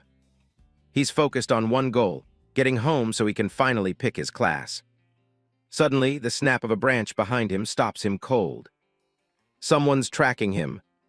A demon scout in full armor is prowling through the woods. Zack drops into the brush, keeping his eyes on the target. He can't believe it. It's an actual demon, not just another beast. The scout kneels to inspect some blood on the ground, muttering in a strange language. He seems to be looking for his missing comrades, calling out for Agras. Zack doesn't give him a second to react, dropping from above with a heavy strike. A single blow to the back of the head sends the demon straight into the dirt. Zack looks over the gear, deciding the scout's axe is exactly the upgrade he needs. He hauls the unconscious demon over his shoulder and starts moving. He finds a quiet spot and ties his prisoner up tight. A splash of cold water brings the scout gasping back to consciousness. The demon wakes up shouting for his brothers, but he isn't going anywhere. Zack brings the edge of the new axe close to the demon's throat to shut him up. He starts the interrogation, making it clear he's the one in charge. He wants to know one thing: how many more of them are invading his world? The system identifies him as Azun, a level 33 member of Clan Azrazak. Zack cuts through his armor, demanding answers before he loses his patience. Azun just glares at him, his body starting to pulse with a violent red light. Instead of talking, the demon decided to take the human out with him. Zack sees the energy peaking and realizes he's in serious trouble. The scout goes nuclear, turning the clearing into a wall of fire. The explosion tears through the trees, leaving nothing but smoke and ash. Zack gets tossed back, staring at the smoking crater. He realizes these guys are total fanatics. They'd rather blow themselves up than let a human get a single scrap of info. All that's left of the scout is a charred hand on the scorched ground. Zack hauls himself up into the trees to regroup and watch for any more trouble. From his vantage point, he can see his camp is still untouched and quiet. He drops back down to the ground with a heavy thud. He looks at the blast marks near his trailer, annoyed by the whole ordeal. He really wanted that demon's armor, but at least he got the axe before the boom. He realizes he made a rookie mistake by not stripping the scout's gear immediately. He should have seen the signs before the guy turned himself into a bomb. One massive blast later, and his only source of info is gone. At least he's got a replacement for his old, battered axe. He checks his progress and realizes he finally hit level 25. Now it's finally time to see what this class selection is all about. Zack stands at the center of his camp, knowing there's one final precaution he needs to take before making his move. He pulls up the interface for an F-grade small-scale illusion array he recently acquired. With a heavy thud, a large, rugged crate materializes on the ground before him. He pries it open to find a set of glowing purple spikes, nodding they're quite different from the last array he used. Zack moves around the perimeter of his camp, carefully placing the enchanted spikes into the dirt. He drives the final spike into the earth, completing the circle. He steps back to admire his work, eager to see how well this new defense system actually performs. The array hums to life, and the spikes begin to discharge crackling bolts of purple energy. A powerful wave of magic erupts from the center, sweeping over Zack as the system confirms the activation. A shimmering dome of purple light expands until it covers the entire campsite, trailer and all.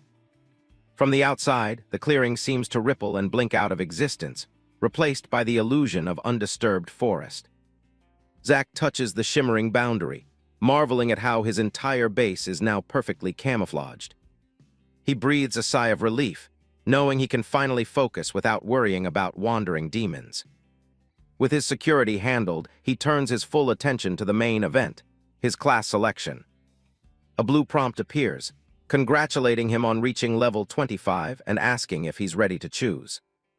Zack doesn't hesitate for a second, tapping the yes button with a confident smirk. His excitement is cut short by a red error screen demanding 6,000 Nexus coins for a Nexus node. Zack curses the system's greed, realizing this will wipe out nearly every coin he's earned through blood and sweat. He bites the bullet and confirms the purchase. Desperately hopping the process doesn't give away his position. A beam of light strikes the ground, and a massive, glowing crystal node materializes in the center of the camp. He approaches the strange monument, unsure if it's an interface or something more permanent. He gently taps the side of the pedestal with the head of his axe, triggering another prompt. The crystal flashes, and a new window pops open in his field of vision. He squints as the system informs him that he has 5 distinct class choices available. A predatory grin spreads across his face. The moment he's been working toward is finally here. The first option is Fighter, a common grade path for those proficient in basic melee combat. Next is Acolyte, another common grade choice focused on wielding the basic elements of magic. The third is Marine, an uncommon class specifically designed for naval combat at sea. Then there's Demon Hunter, an uncommon class dedicated to locating and exterminating demonic threats. Finally, he sees Hatchetman, a rare class described as the lumberjack of an endless forest of enemies. Zack takes a moment to process the list, satisfied that his options are more varied than he expected. He notes they all start at F grade, which seems to be the baseline for everyone in this new world. The fact that they're all upgradable means this choice will define his future growth. He knows this is a massive decision, and he immediately decides to ignore the common grade Fighter and Acolyte options. In his mind, picking a common class when something rare is on the table would be a total waste. He considers Demon Hunter, but he's worried that being too specialized early on could come back to haunt him. He doesn't like the idea of being useless if he runs into anything that isn't a demon. He needs a path that will let him take on any threat the world throws at him, from bugs to monsters. Marine is an easy pass. He has no interest in getting stuck on a boat in the middle of nowhere. That leaves him with only one real choice that makes sense for his survival. He believes the system rewards those who take the biggest risks, and Hatchetman is the rare reward he's earned. He wonders if it will lock him into only using axes, but given his current gear, that doesn't seem like much of a problem. Zack chuckles to himself, realizing that choosing a rare class isn't just a smart move, it's a major perk for his survival. He grips the glowing Nexus node, feeling the raw power vibrating through the crystal and into his bandaged hands. Hatchetman, he declares firmly, his eyes burning with intensity as a brilliant flash of light signals his commitment. The system chiming in confirms his new identity, permanently binding him to the F-Rare Hatchetman class. Notifications begin to flood his vision, awarding him the titles of Full of Class and Rarefied Being, each boosting his core stats. A final notification stuns him. He's been named the world's first Trailblazer, a title that grants a massive 5-point increase to every single stat. His body erupts with golden electricity, the raw energy of the stat boosts coursing through his muscles and veins. He grinds his teeth against the overwhelming sensation, feeling his physical limits being forcibly expanded by the system's power. As the system lists his across-the-board increases, Zack collapses to his knees, his body struggling to adapt to the sudden influx of power. He stays down for a moment, steam rising from his overheated skin as he pants heavily, trying to catch his breath.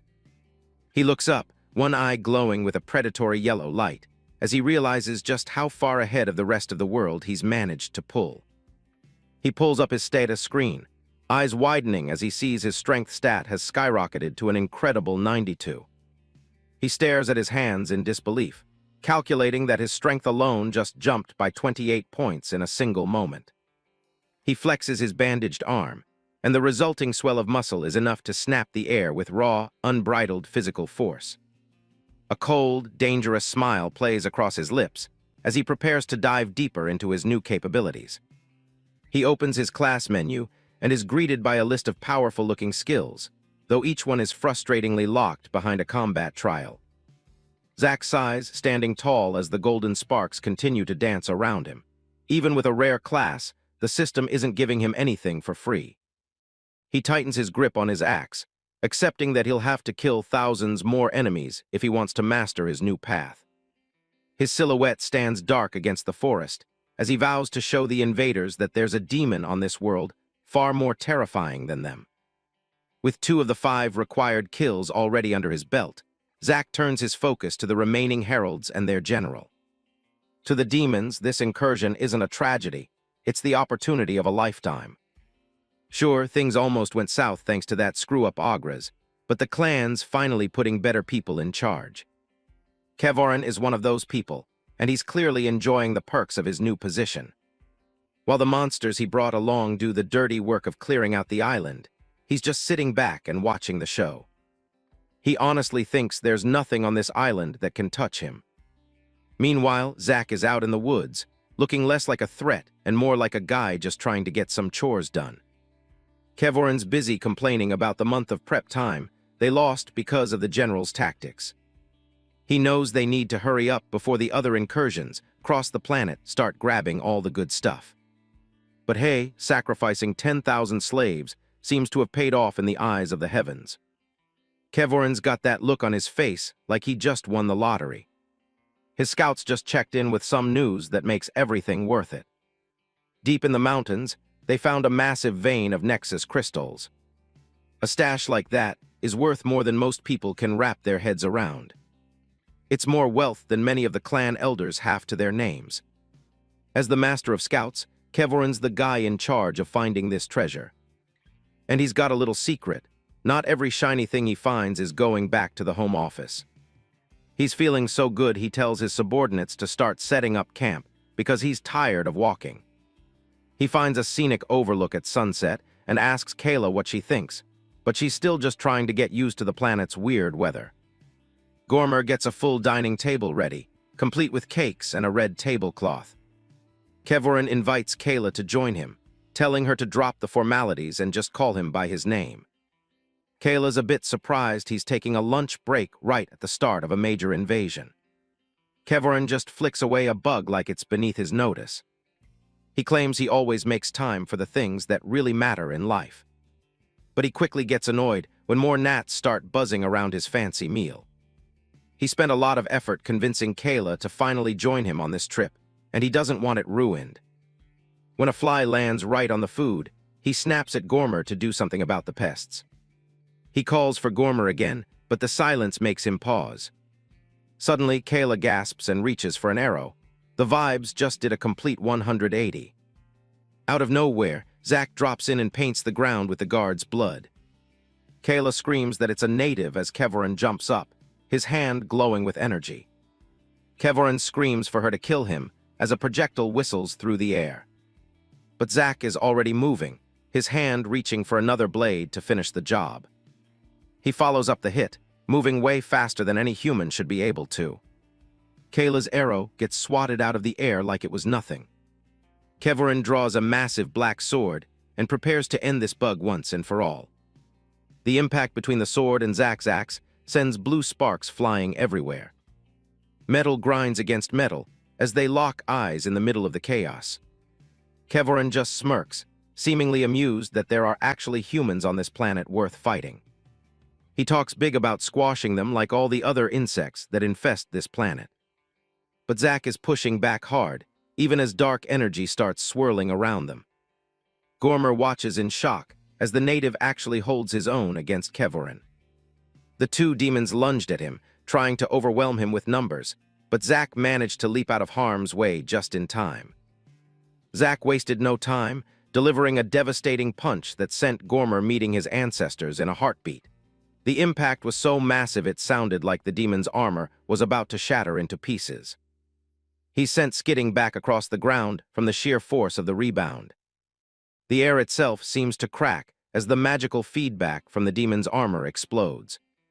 Gormer slammed into the ground in agony, the impact knocking the wind out of him and causing him to black out instantly. Kevyn doesn't waste a second, lunging forward with a strike that shatters the earth where Zack was just standing. He's genuinely confused how a native is even keeping up with him. Zack grips his axe tighter, the wood groaning under the pressure as he prepares for the next round.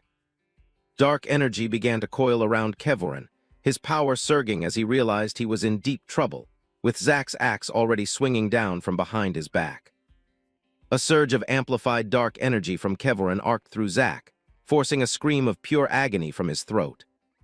While he's distracted, a purple-fletched arrow whistles through the air from the sidelines. The arrow finds its mark, burying itself deep in Zack's shoulder. He's gasping for air, the combination of the shock and the wound starting to take its toll. Kevyn towers over him, his blade raised high for the killing blow. Zack looks up, his eyes widening as he realizes just how much trouble he's in. But he manages to get his own blade up just in time, sparks flying as the two weapons lock. Kevyn can't believe it. This world was only integrated a month ago, so how is this guy this strong? Zack reaches out, his hand lunging for the demon's throat. He gets a grip on Kevyn's head, the demon letting out a strangled cry.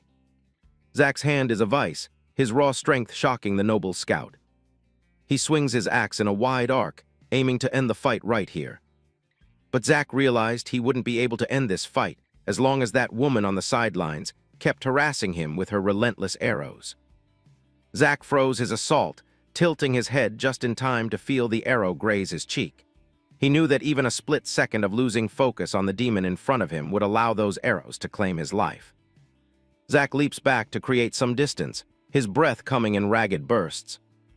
He wipes the blood from his face, never taking his eyes off his opponent. The two of them stand there for a second, catching their breath under the red-tinged sky. Gormer is still clutching his gut in the background, clearly out of the commission. Kevyn admits that Zack is actually pretty impressive for a mere human. He says he's heard of humans who managed to claw their way up from the bottom. The rejects and the trash who weren't even supposed to survive the integration. Those who were deemed too weak to even begin the path of cultivation. Small and insignificant, like the gnats Kevyn hates so much. A broken axe lies abandoned in the dirt, a reminder of the many who didn't make it.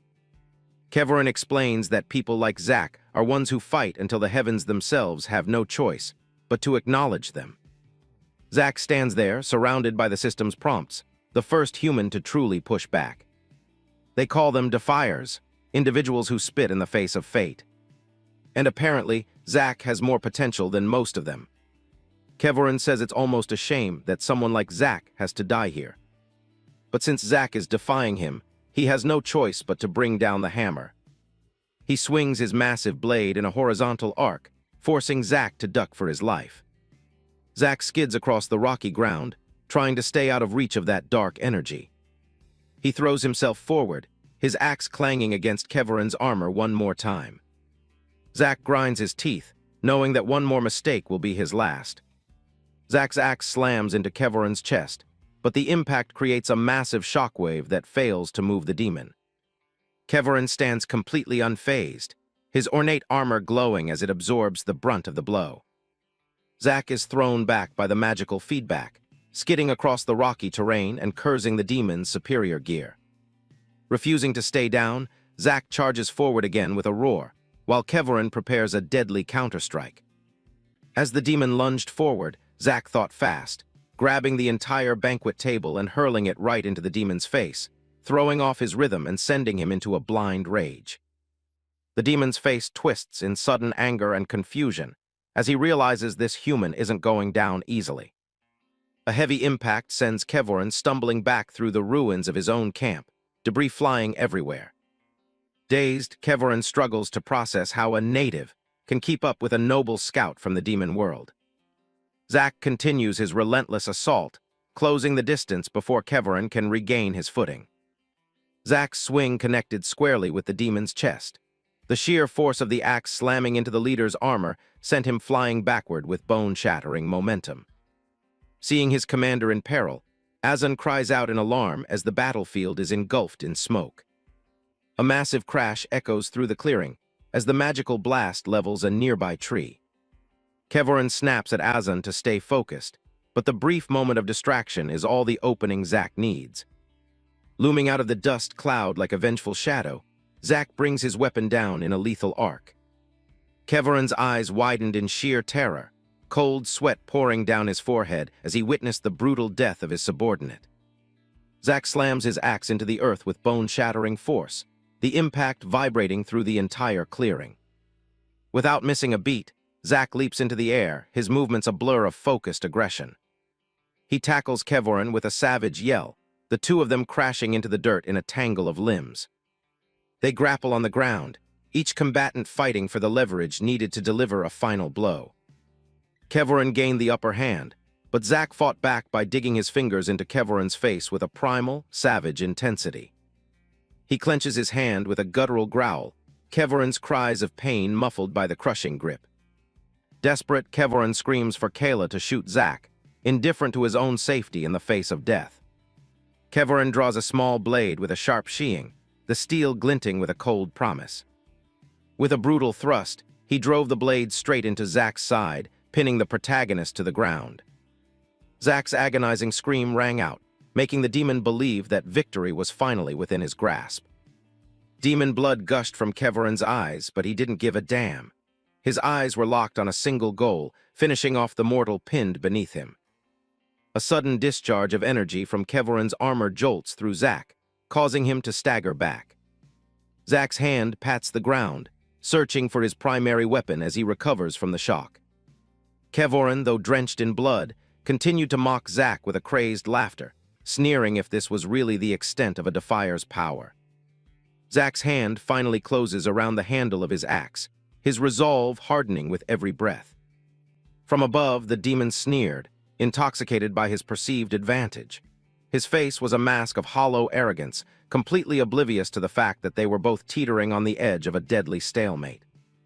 Zack silences him forever with a final, crushing blow as a level up notification flashes in the corner of his vision. The battle is over, leaving Zack gasping for air amidst the corpses of his fallen enemies. He tries to stand, but the arrows in his shoulder and his sheer exhaustion cause him to stumble. Kayla emerges from the shadows, her bow drawn and aimed directly at Zack's head. The demon archer stands cold and ready, her eyes promising a swift end for the human intruder. Zack is hit with another arrow, the impact forcing a cry of pain as he struggles to stay upright. He seethes with a quiet rage, his eyes burning with a defiance that refuses to be snuffed out. Kayla warns him to remain still, her grief for Kevyn fueling her desire for vengeance. Zack looks back at her, his expression grim as he prepares for whatever comes next. And just like that, with a quick-cut transition, the dagger's location shifted from Zack's ribs straight into the center of Kayla's forehead. As Zack's adrenaline began to fade, it left behind nothing but the excruciating agony of his wounds. Despite the danger, Zack begins to loot Kevyn's body, hoping to find some gear that will help him survive the next encounter. Zack examines the small, ornate pouch he retrieved from Kevyn's body, nodding its unexpected weight. As he opens the bag, a surge of magical energy erupts, bathing him in a warm, golden glow. Looking inside, he realizes it's a spatial artifact containing a vast, disorganized assortment of items. The bag seems to defy physics, holding an entire room's worth of goods within its small frame. Zack finds everything from baskets of fruit to fine furniture, making him wonder if the demon was on a picnic. Among the domestic clutter, he discovers a collection of glowing, multicolored crystals that feel significant. A system prompt identifies them as F-grade Nexus crystals, dense with raw cosmic energy. The interface explains that these crystals are essential for leveling up and recuperating after a battle. Holding one aloft, Zack can feel the raw power vibrating within the gem, like a miniature star in his palm. He checks his active quests, seeing similar crystals listed as rewards for his ongoing struggle against the incursion. Zack begins to absorb the crystal's energy, his body drinking in the power to heal the wounds from the fight. Half an hour later, Zack has scavenged the best of Kevyn's gear, securing the dark, magical armor for himself. He fastens the valuable spatial pouch to his belt, a significant prize from his first major victory. A grim, satisfied smile crosses his face as he assesses his new equipment, feeling far more prepared. Though he stands fully armored in the demon's spoils, he decides Kevyn's massive sword is too cumbersome to use. Zack stares down at the enemy stronghold, his eyes locked on the target. He knows the general is in there somewhere. The outpost is a massive fortress, marked by a pillar of red light that pierces the sky. It's a constant reminder of the invasion. He crouches low in the brush, watching the perimeter. If they want an invasion, he's happy to give them a taste of their own medicine.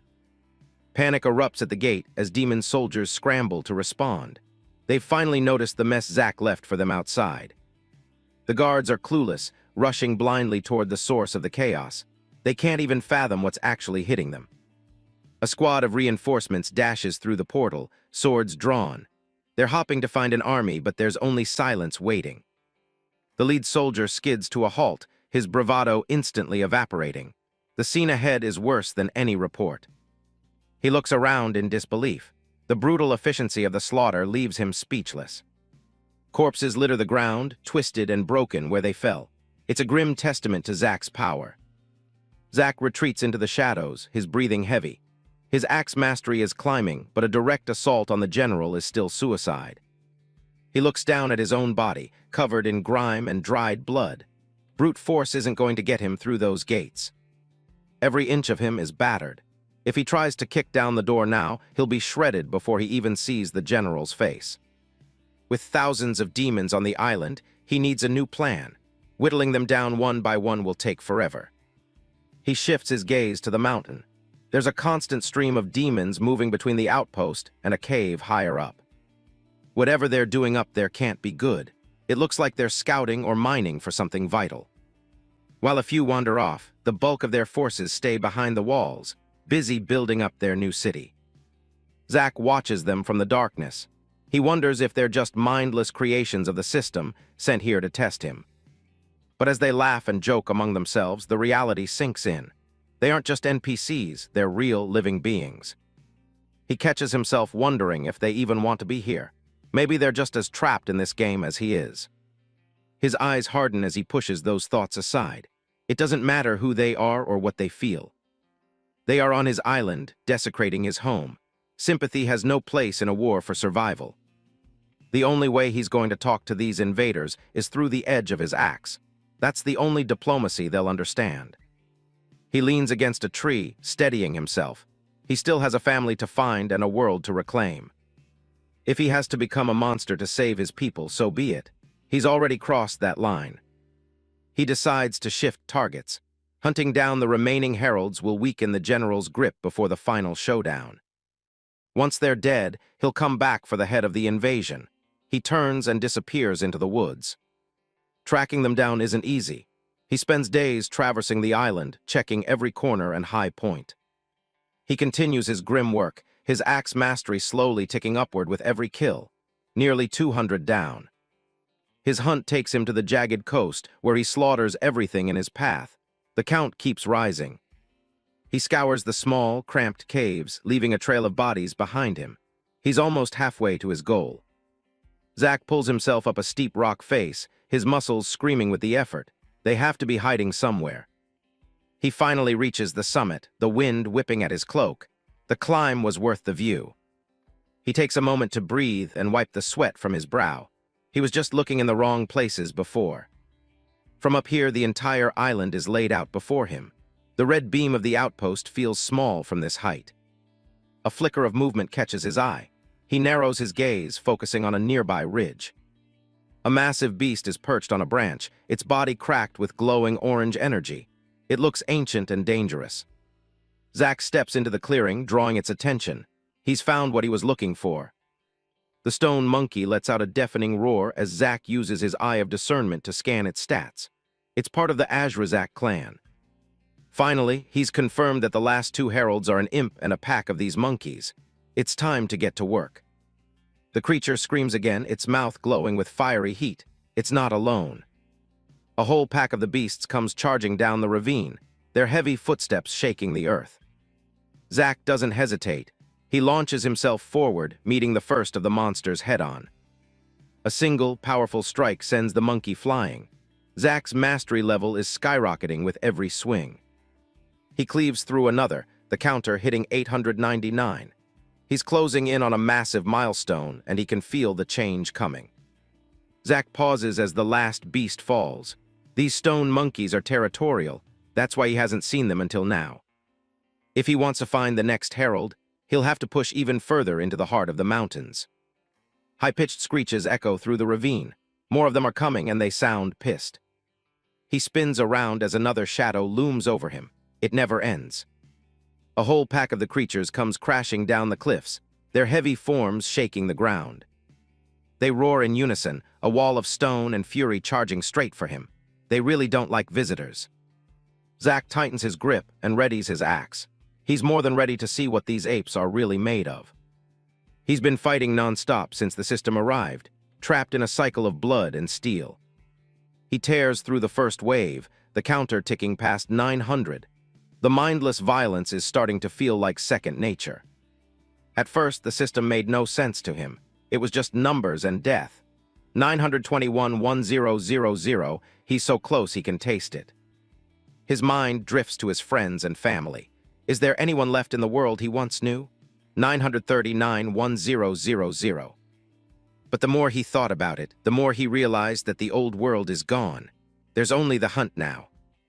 The more he fights, the more the pieces start to fall into place. He's becoming something else. Every kill brings him closer to a truth he can't quite grasp yet. 982-1000, just 18 more. The numbers keep climbing as he cleaves through the remaining monkeys. 995-996-997. The air feels heavy with anticipation. Finally, the fabric of the multiverse begins to make sense. It's all connected. 998-1000. His enemies are like an endless forest, and he is the woodsman tasked with clearing it. 999-1000. One more. A massive flash of light erupts as he hits the cap. 1001-000. He's done it. 1000 axe mastery. The world around him dissolves into a blinding white void. This isn't the mountain anymore. Zack finds himself standing on a floating island, a majestic white city rising before him. He's in a vision. He looks down from the cliff edge, his eyes wide with shock.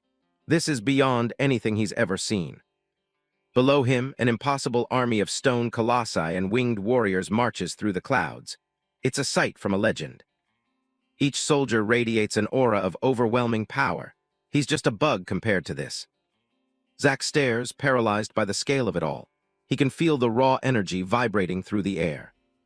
A figure appears in the center of the island, a man standing calmly amidst the chaos. It's a bald man in humble robes, holding a simple iron axe. He looks like a simple woodcutter, but his presence is immense. The mysterious lumberjack takes a deep breath, his focus narrowing down to a single point. He's preparing for something.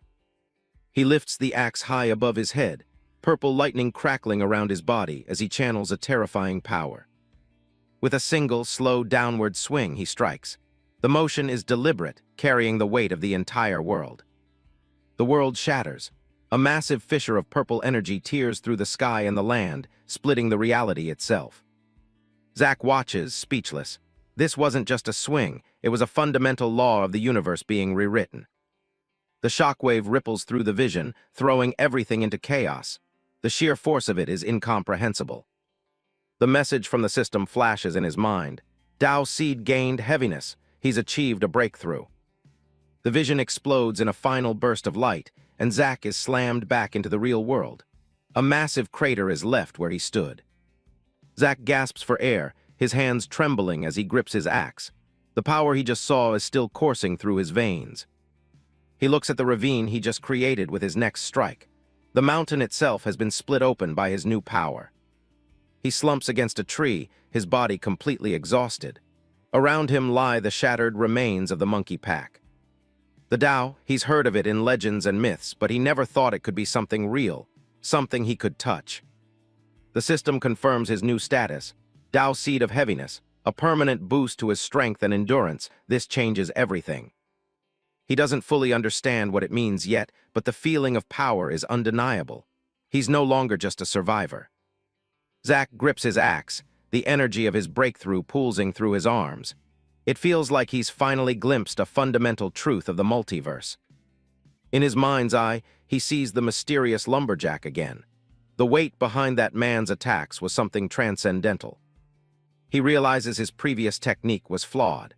Compared to the vision, his own swings felt like mere illusions, while the lumberjack's was the only thing that was real. Zack centers himself, trying to channel that same essence. He needs to feel the absolute heaviness behind the swing. He focuses every ounce of his new understanding, imbuing the concept into his next attack. With a thunderous crack, a massive fissure tears through the earth, obliterating the stone monkeys in its path. The sheer force is terrifying. Zack stands over the carnage, gasping for breath. Despite the power of that strike, he knows he's only scratched the surface. The man in the vision had something even greater. The memory of the lumberjack's strike splitting the world lingers. There was a depth to it that he still can't grasp. Zack looks at his reflection in the axe blade, his eyes filled with a new, burning ambition. Can he ever reach that level of strength? The mysterious lumberjack remains a silent, stoic goal in his mind, a benchmark for what is possible. A system message appears, bearing a title that stops him cold. Child of Tao, third in the world to attain enlightenment and create a Tao seed. Zack's eyes widen as the word sinks in. Third, he isn't the first, there are others ahead of him. He thinks of the world beyond his island. The tutorial ended for everyone else a month ago. Out there, the muscular survivor and others are likely fighting their own battles. He wonders how many natural geniuses, like the blonde survivor, are perfectly suited for this new world of cultivation. Our government's already rebuilding, our organized groups already claiming territory while he's stuck here alone. The thought gnaws at him. He's pushed himself to the limit, believing he was at the forefront. Knowing he's been bested by two others hurts his pride. He checks his status. Level 28, Tao, Seed of Heaviness. His strength and endurance have surged, but it's not enough. Looking out over the ruined mountainside, Zack resolves to push even harder. When the dust finally settles, only the strong will decide the fate of the New World Order. Zack narrows his eyes, checking his progress on the system interface. He's been so busy staying alive that he almost missed his current count. 9,952 logs out of 10,000. Zachary Atwood takes a quick breather, leaning back against a massive fallen trunk. He's just a few chops away from hitting his goal. Meanwhile, deep inside the demon base, the weapon racks stand ready for a war that's already claiming lives. Agras, one of the demon leaders, looks stunned by the latest update. A messenger reports that Kevyn is dead, likely taken out by the same mysterious group that killed their other heralds. Agras struggles to keep a serious face, as the soldier suggests they're dealing with a team of elite native warriors. As soon as he's behind his massive guard, Ilver, he can't help but wheeze with laughter. He's thrilled his rival is finally gone. He plays it off as a cough, claiming he must be allergic to something in the planet's atmosphere. He admits it's a shame he lost Kayla in the chaos since she was spying on Kevyn for him, but he isn't losing any sleep over it. He orders a squad to check on Cindermane and Quigo, maintaining his role as the concerned commander. Secretly, he's just hopping the natives, and his remaining rivals wipe each other out so he can take total control. Ilver warns him that he's smiling way too much again, but Agras just tells him to shut up. Back in the forest, Zack is back at it, bringing his log count up to 9,999. He wipes the sweat from his face, focusing on the very last task at hand. He lines up his axe for the final swing. The counter hits 10,000, and a violent surge of energy erupts from the log. Purple lightning coils around him as his body absorbs the cosmic reward, pushing his power to a whole new level. With his stats boosted, he heads toward the high peaks where the concentration of energy is even stronger. He begins the vertical climb, his fingers digging into the jagged rock. He scales the cliff face with ease, his body feeling lighter and stronger than ever. Reaching a stable ledge, he looks down and spots a group of creatures gathering below. He gives them a shout to announce his presence, and they look up in unison. A pack of stone monkeys lets out a series of screeches and charges straight toward the mountain. Zack doesn't move. He's been itching to see what his new power can actually do. He clenches his fist around his axe, and the blade begins to hum with a brilliant, shimmering light. The monkeys launch themselves through the air, closing the gap in a single, massive leap. Zack winds up, cosmic energy gathering around his arms as he prepares to strike. He whispers his primary skill, Chop. The axe head glows white-hot and expands as it slices through the air. A massive shockwave tears across the cliffside, obliterating the forward pack in an instant. The survivors are blasted backward, their bodies unable to handle the sheer force of the blow. He keeps climbing, convinced that these mountains are hiding something far more important than a few rock apes. He's sure of it. The energy in the atmosphere is getting way too thick to be natural. The peaks above are shrouded in a strange, glowing mist that pulses with power. The creatures up here are different, too, stronger, more disciplined, and acting like a coordinated guard. Watching from the rocks, he realizes these monkeys remind him of the humanoid demons he's already faced. They move in tight, organized packs, patrolling the area with purpose. Each group seems to have a larger commander leading them through the terrain. He continues his sweep, leaving a trail of shattered stone in his wake. Even these elite squads can't stop him now. Days pass as he scales one peak after another, searching every corner of the mountain ring. At sunset, he stands alone at a summit. He's cleared the area, but the next herald is still nowhere to be found. Zack narrows his eyes, focusing on the view below. He's spent days searching the peaks, but he finally realizes he was looking in the wrong place. The herald isn't at the top of the mountain. He looks down into a massive crater and spots a glowing, white-blossomed tree. That's where the power is concentrated. Without a second thought, he steps off the edge and begins his descent toward the valley floor. As he gets closer, he stays alert, his mind racing through potential strategies.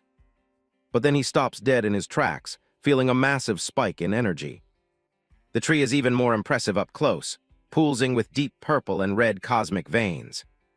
He can't believe the scale of the thing. It looks like it's been growing here for centuries. And then he sees him, Cindermane, a level 58 stone monkey herald, sitting in total silence at the tree's base.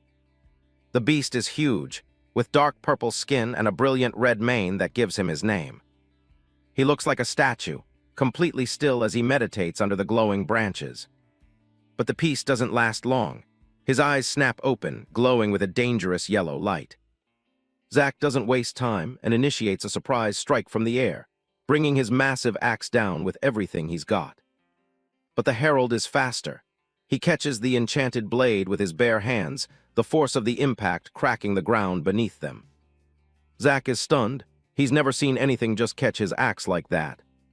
Cindermane lets out a low growl, his grip like a vice on the metal blade. The beast's gaze is predatory, showing zero fear of the human's weapon. Suddenly, a burst of energy flares from the herald, forcing Zack to brace himself. Zack realizes he's in over his head. His axe is stuck, and he's losing his leverage. With a single, explosive shove, Cindermane sends him flying backward. Zack skids across the rocky crater floor, digging his heels in to stop his momentum. He admits this guy is the real deal. Even with his strength tripled since his last boss fight, he's still being pushed around. He tightens his grip on the handle. Between his new class and his Dao seed, he should have the edge, but this monkey is built different. Looking at his opponent, he knows this fight is going to be 10 times harder than his battle with Vul.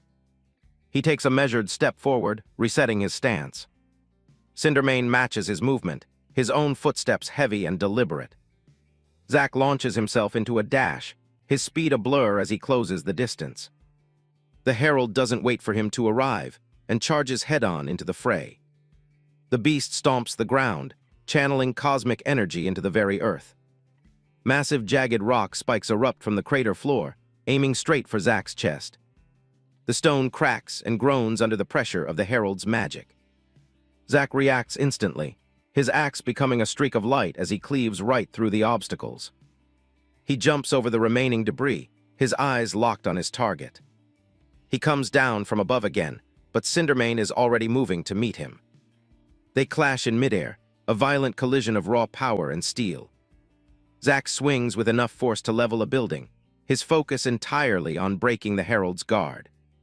But Cindermane is a wall of muscle, deflecting the heavy strikes with his armored forearms. Zack launched a counterstrike, delivering a heavy blow that put the herald's endurance to the ultimate test. A spray of blood hits the air as a shallow cut opens up on Zack's arm.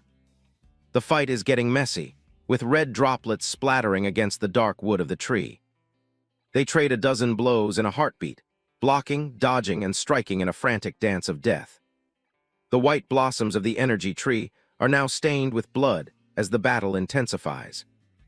Zack launches into a high-speed dash, a blur of movement against the crater wall. He and Cindermane clash again, their movements so fast they leave trails of light in the air. Zack notices something. The beast isn't just fighting. He's repositioning himself to stay between Zack and the glowing tree. A dark grin spreads across Zack's face as he realizes the monkey's fatal flaw. He doesn't even need to aim for the herald. He just has to target his precious tree. Zack puts everything into a massive overhead swing, banking on the beast's protective instincts. Just as he hoped, the herald throws himself into the path of the blade, taking the full force of the strike to his own back to save the trunk. Zack leans into the blow, his eyes glowing with a predatory intensity. He mocks the beast's desperation, thrilled that his gamble to force a direct hit worked perfectly. The axe bites deep into the herald's flesh, drawing a pained, guttural scream that echoes through the valley. Even with the blade buried in his shoulder, Cindermane's fingers claw at the metal, his grip vibrating with pure agony. Zack can't help but respect the herald's resolve. The beast knows exactly what's at stake and is willing to die for it. But respect doesn't mean mercy. Zack pushes harder, the energy of the clash creating a blinding flare. The sound of sizzling flesh and grinding bone fills the air as the herald struggles to stay upright. With a final, ear-piercing roar, Cindermane calls out to the mountains surrounding them. The sound carries for miles, a haunting signal that rings through the jagged peaks. Zack's heart sinks. He knows that scream, it's a call for reinforcements, just like the ones the lesser stone monkeys used. Before he could deliver the finishing blow, a rock flew out of nowhere and slammed into Zack's head, sending him reeling. Zack tumbles violently across the rocky ground, his momentum finally coming to a halt near the edge of the crater. He staggers to his feet, blood dripping from a fresh gash on his forehead. This was his best chance, and he's losing it. He knows that if he retreats now, he might never get another shot at taking on a herald one-on-one. But as he looks up, the horizon is filled with a sea of stone-skinned monsters charging toward him. He curses under his breath. Charging back into that mess isn't brave, it's suicide. The ground begins to shake under the weight of hundreds of stone monkeys, their yellow eyes glowing like 1,000 tiny stars. Realizing the battle is lost for now, Zack turns and bolts toward the cover of the nearby cliffs. He knows he's in no condition to fight a war of attrition across the entire mountain range. Every step is a struggle, his body screaming in protest from the injuries he's already taken. The thundering footsteps of the horde are right on his heels, and his cosmic energy reserves are dangerously low. He spots a cave opening ahead and realizes the commotion he's caused has probably alerted every predator for miles. He ducks into the dark maw of the cavern, the sounds of the pursuit echoing off the stone walls. Zack skids to a halt, the dust of the cave floor kicking up around his boots.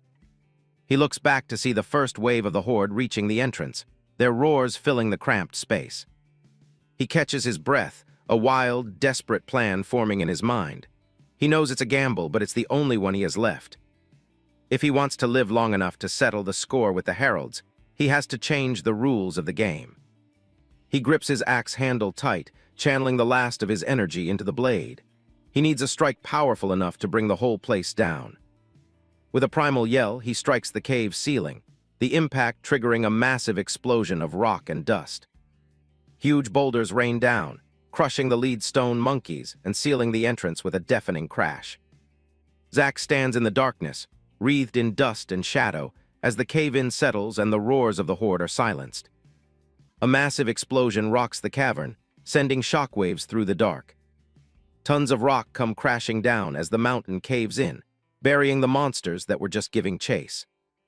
Zack Atwood stands firm as the dust settles, barely dodging the literal mountain falling on his head. He finds himself trapped in a small, sealed-off pocket of the cave, surrounded by darkness.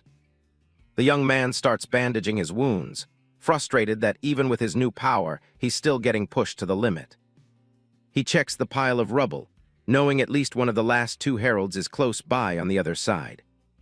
He grunts as he pushes himself up, figuring this place has to connect to the demon mines he saw earlier. He grabs his axe and starts hiking through a narrow opening to find another way out. The path leads him deeper and deeper into the gut of the mountain. He steps into a wide-open chamber, glowing with a strange, bioluminescent blue light.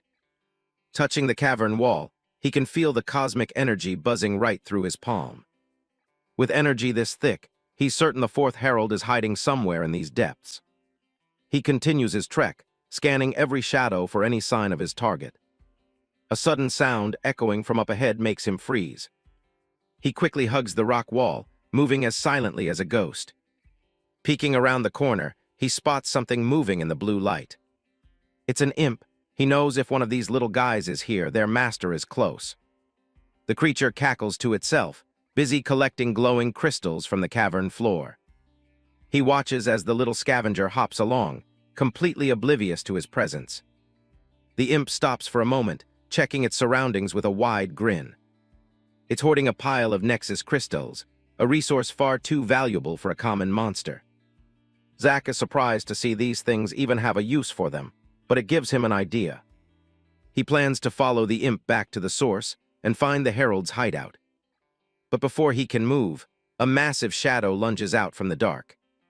A giant cave lizard snaps its jaws shut, snatching the imp right out of the air. He just stares, his entire tracking plan literally getting eaten in front of him.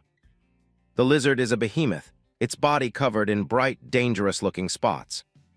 It swallows the poor imp whole in one disgusting, bloody gulp. Now the beast turns its yellow eyes toward the much larger meal standing in the tunnel. It charges with a violent hiss, launching itself straight at him. He doesn't blink. One clean, powerful axe swing splits the monster right down the middle. He lets out a long sigh, shaking the lizard's blood off his weapon. He reaches down to grab the Nexus crystals the imp was carrying. No sense in letting good loot sit in the dirt while he's down here. He starts scanning the ground for any other trace the little creature might have left. A faint, sickly green gas starts rising from the cavern floor. Zack covers his nose, nearly gagging on the absolute rot of the imp's stench. At least the smell is easy to follow. He just has to track the trail of rot through the tunnels. A sharp, rhythmic, metallic sound starts echoing from further ahead. It's the unmistakable sound of pickaxes hitting rock, distant but clear. He finds the source, a group of demons hard at work mining the walls. Zack's territorial side takes over. They're mining his Nexus crystals, and he isn't planning on sharing. Zack hears the guttural language of the demons echoing through the dark tunnel. He realizes they're a lot closer than he thought, and prepares himself for a fight. With nowhere left to hide, he decides it's time to take the initiative and strike first. He moves forward with light, careful steps, closing the distance between him and the voices. A group of purple demon miners trudges through the cave, exhaustion weighing heavy on their shoulders. They whisper among themselves, complaining about their overseer treating them like slaves. One of them waves off the caution of his buddies, thinking they're far enough away to speak their minds. He continues to lead them through the bioluminescent tunnels, still bitter about being accused of skimming crystals. He grins, planning to find a rich vein and actually keep a few for himself this time. Suddenly he stops, a cold sense of dread washing over him. His companions begin to tremble as they realize they aren't alone in the dark. Before they can even turn, Zack's axe comes down in a brutal, silent strike. The remaining miners can only stare in horror as their friend is cleaved apart in an instant. Panic takes over as Zack lunges for the next one, forcing them to scramble for their lives. Zack's eyes burn with an intense light, his face splattered with demonic blood. He stomps forward, the sound of cracking bone echoing through the silent cavern. A burst of energy follows his every move as he hunts down the survivors. He corners the red-haired miner, who can only let out a pained grunt as he's caught. A final, heavy thwack ends the struggle before the demon can even fight back. One miner tries to make a break for it, desperately hopping to reach the main chamber. He screams out a warning to his master, Quago, but Zack is already right on top of him. A blade pierces through his shoulder, pinning him against the rock wall with a dull thud. Zack leaps through the air, closing the gap with terrifying speed. The miner can only reach out one last time before his life is snuffed out. Another clean slash, and the mining tunnel falls silent once more. Zack lands in a puddle of blood, his boots making a soft splash in the absolute quiet. He exhales slowly, knowing that was a close call for his stealth operation.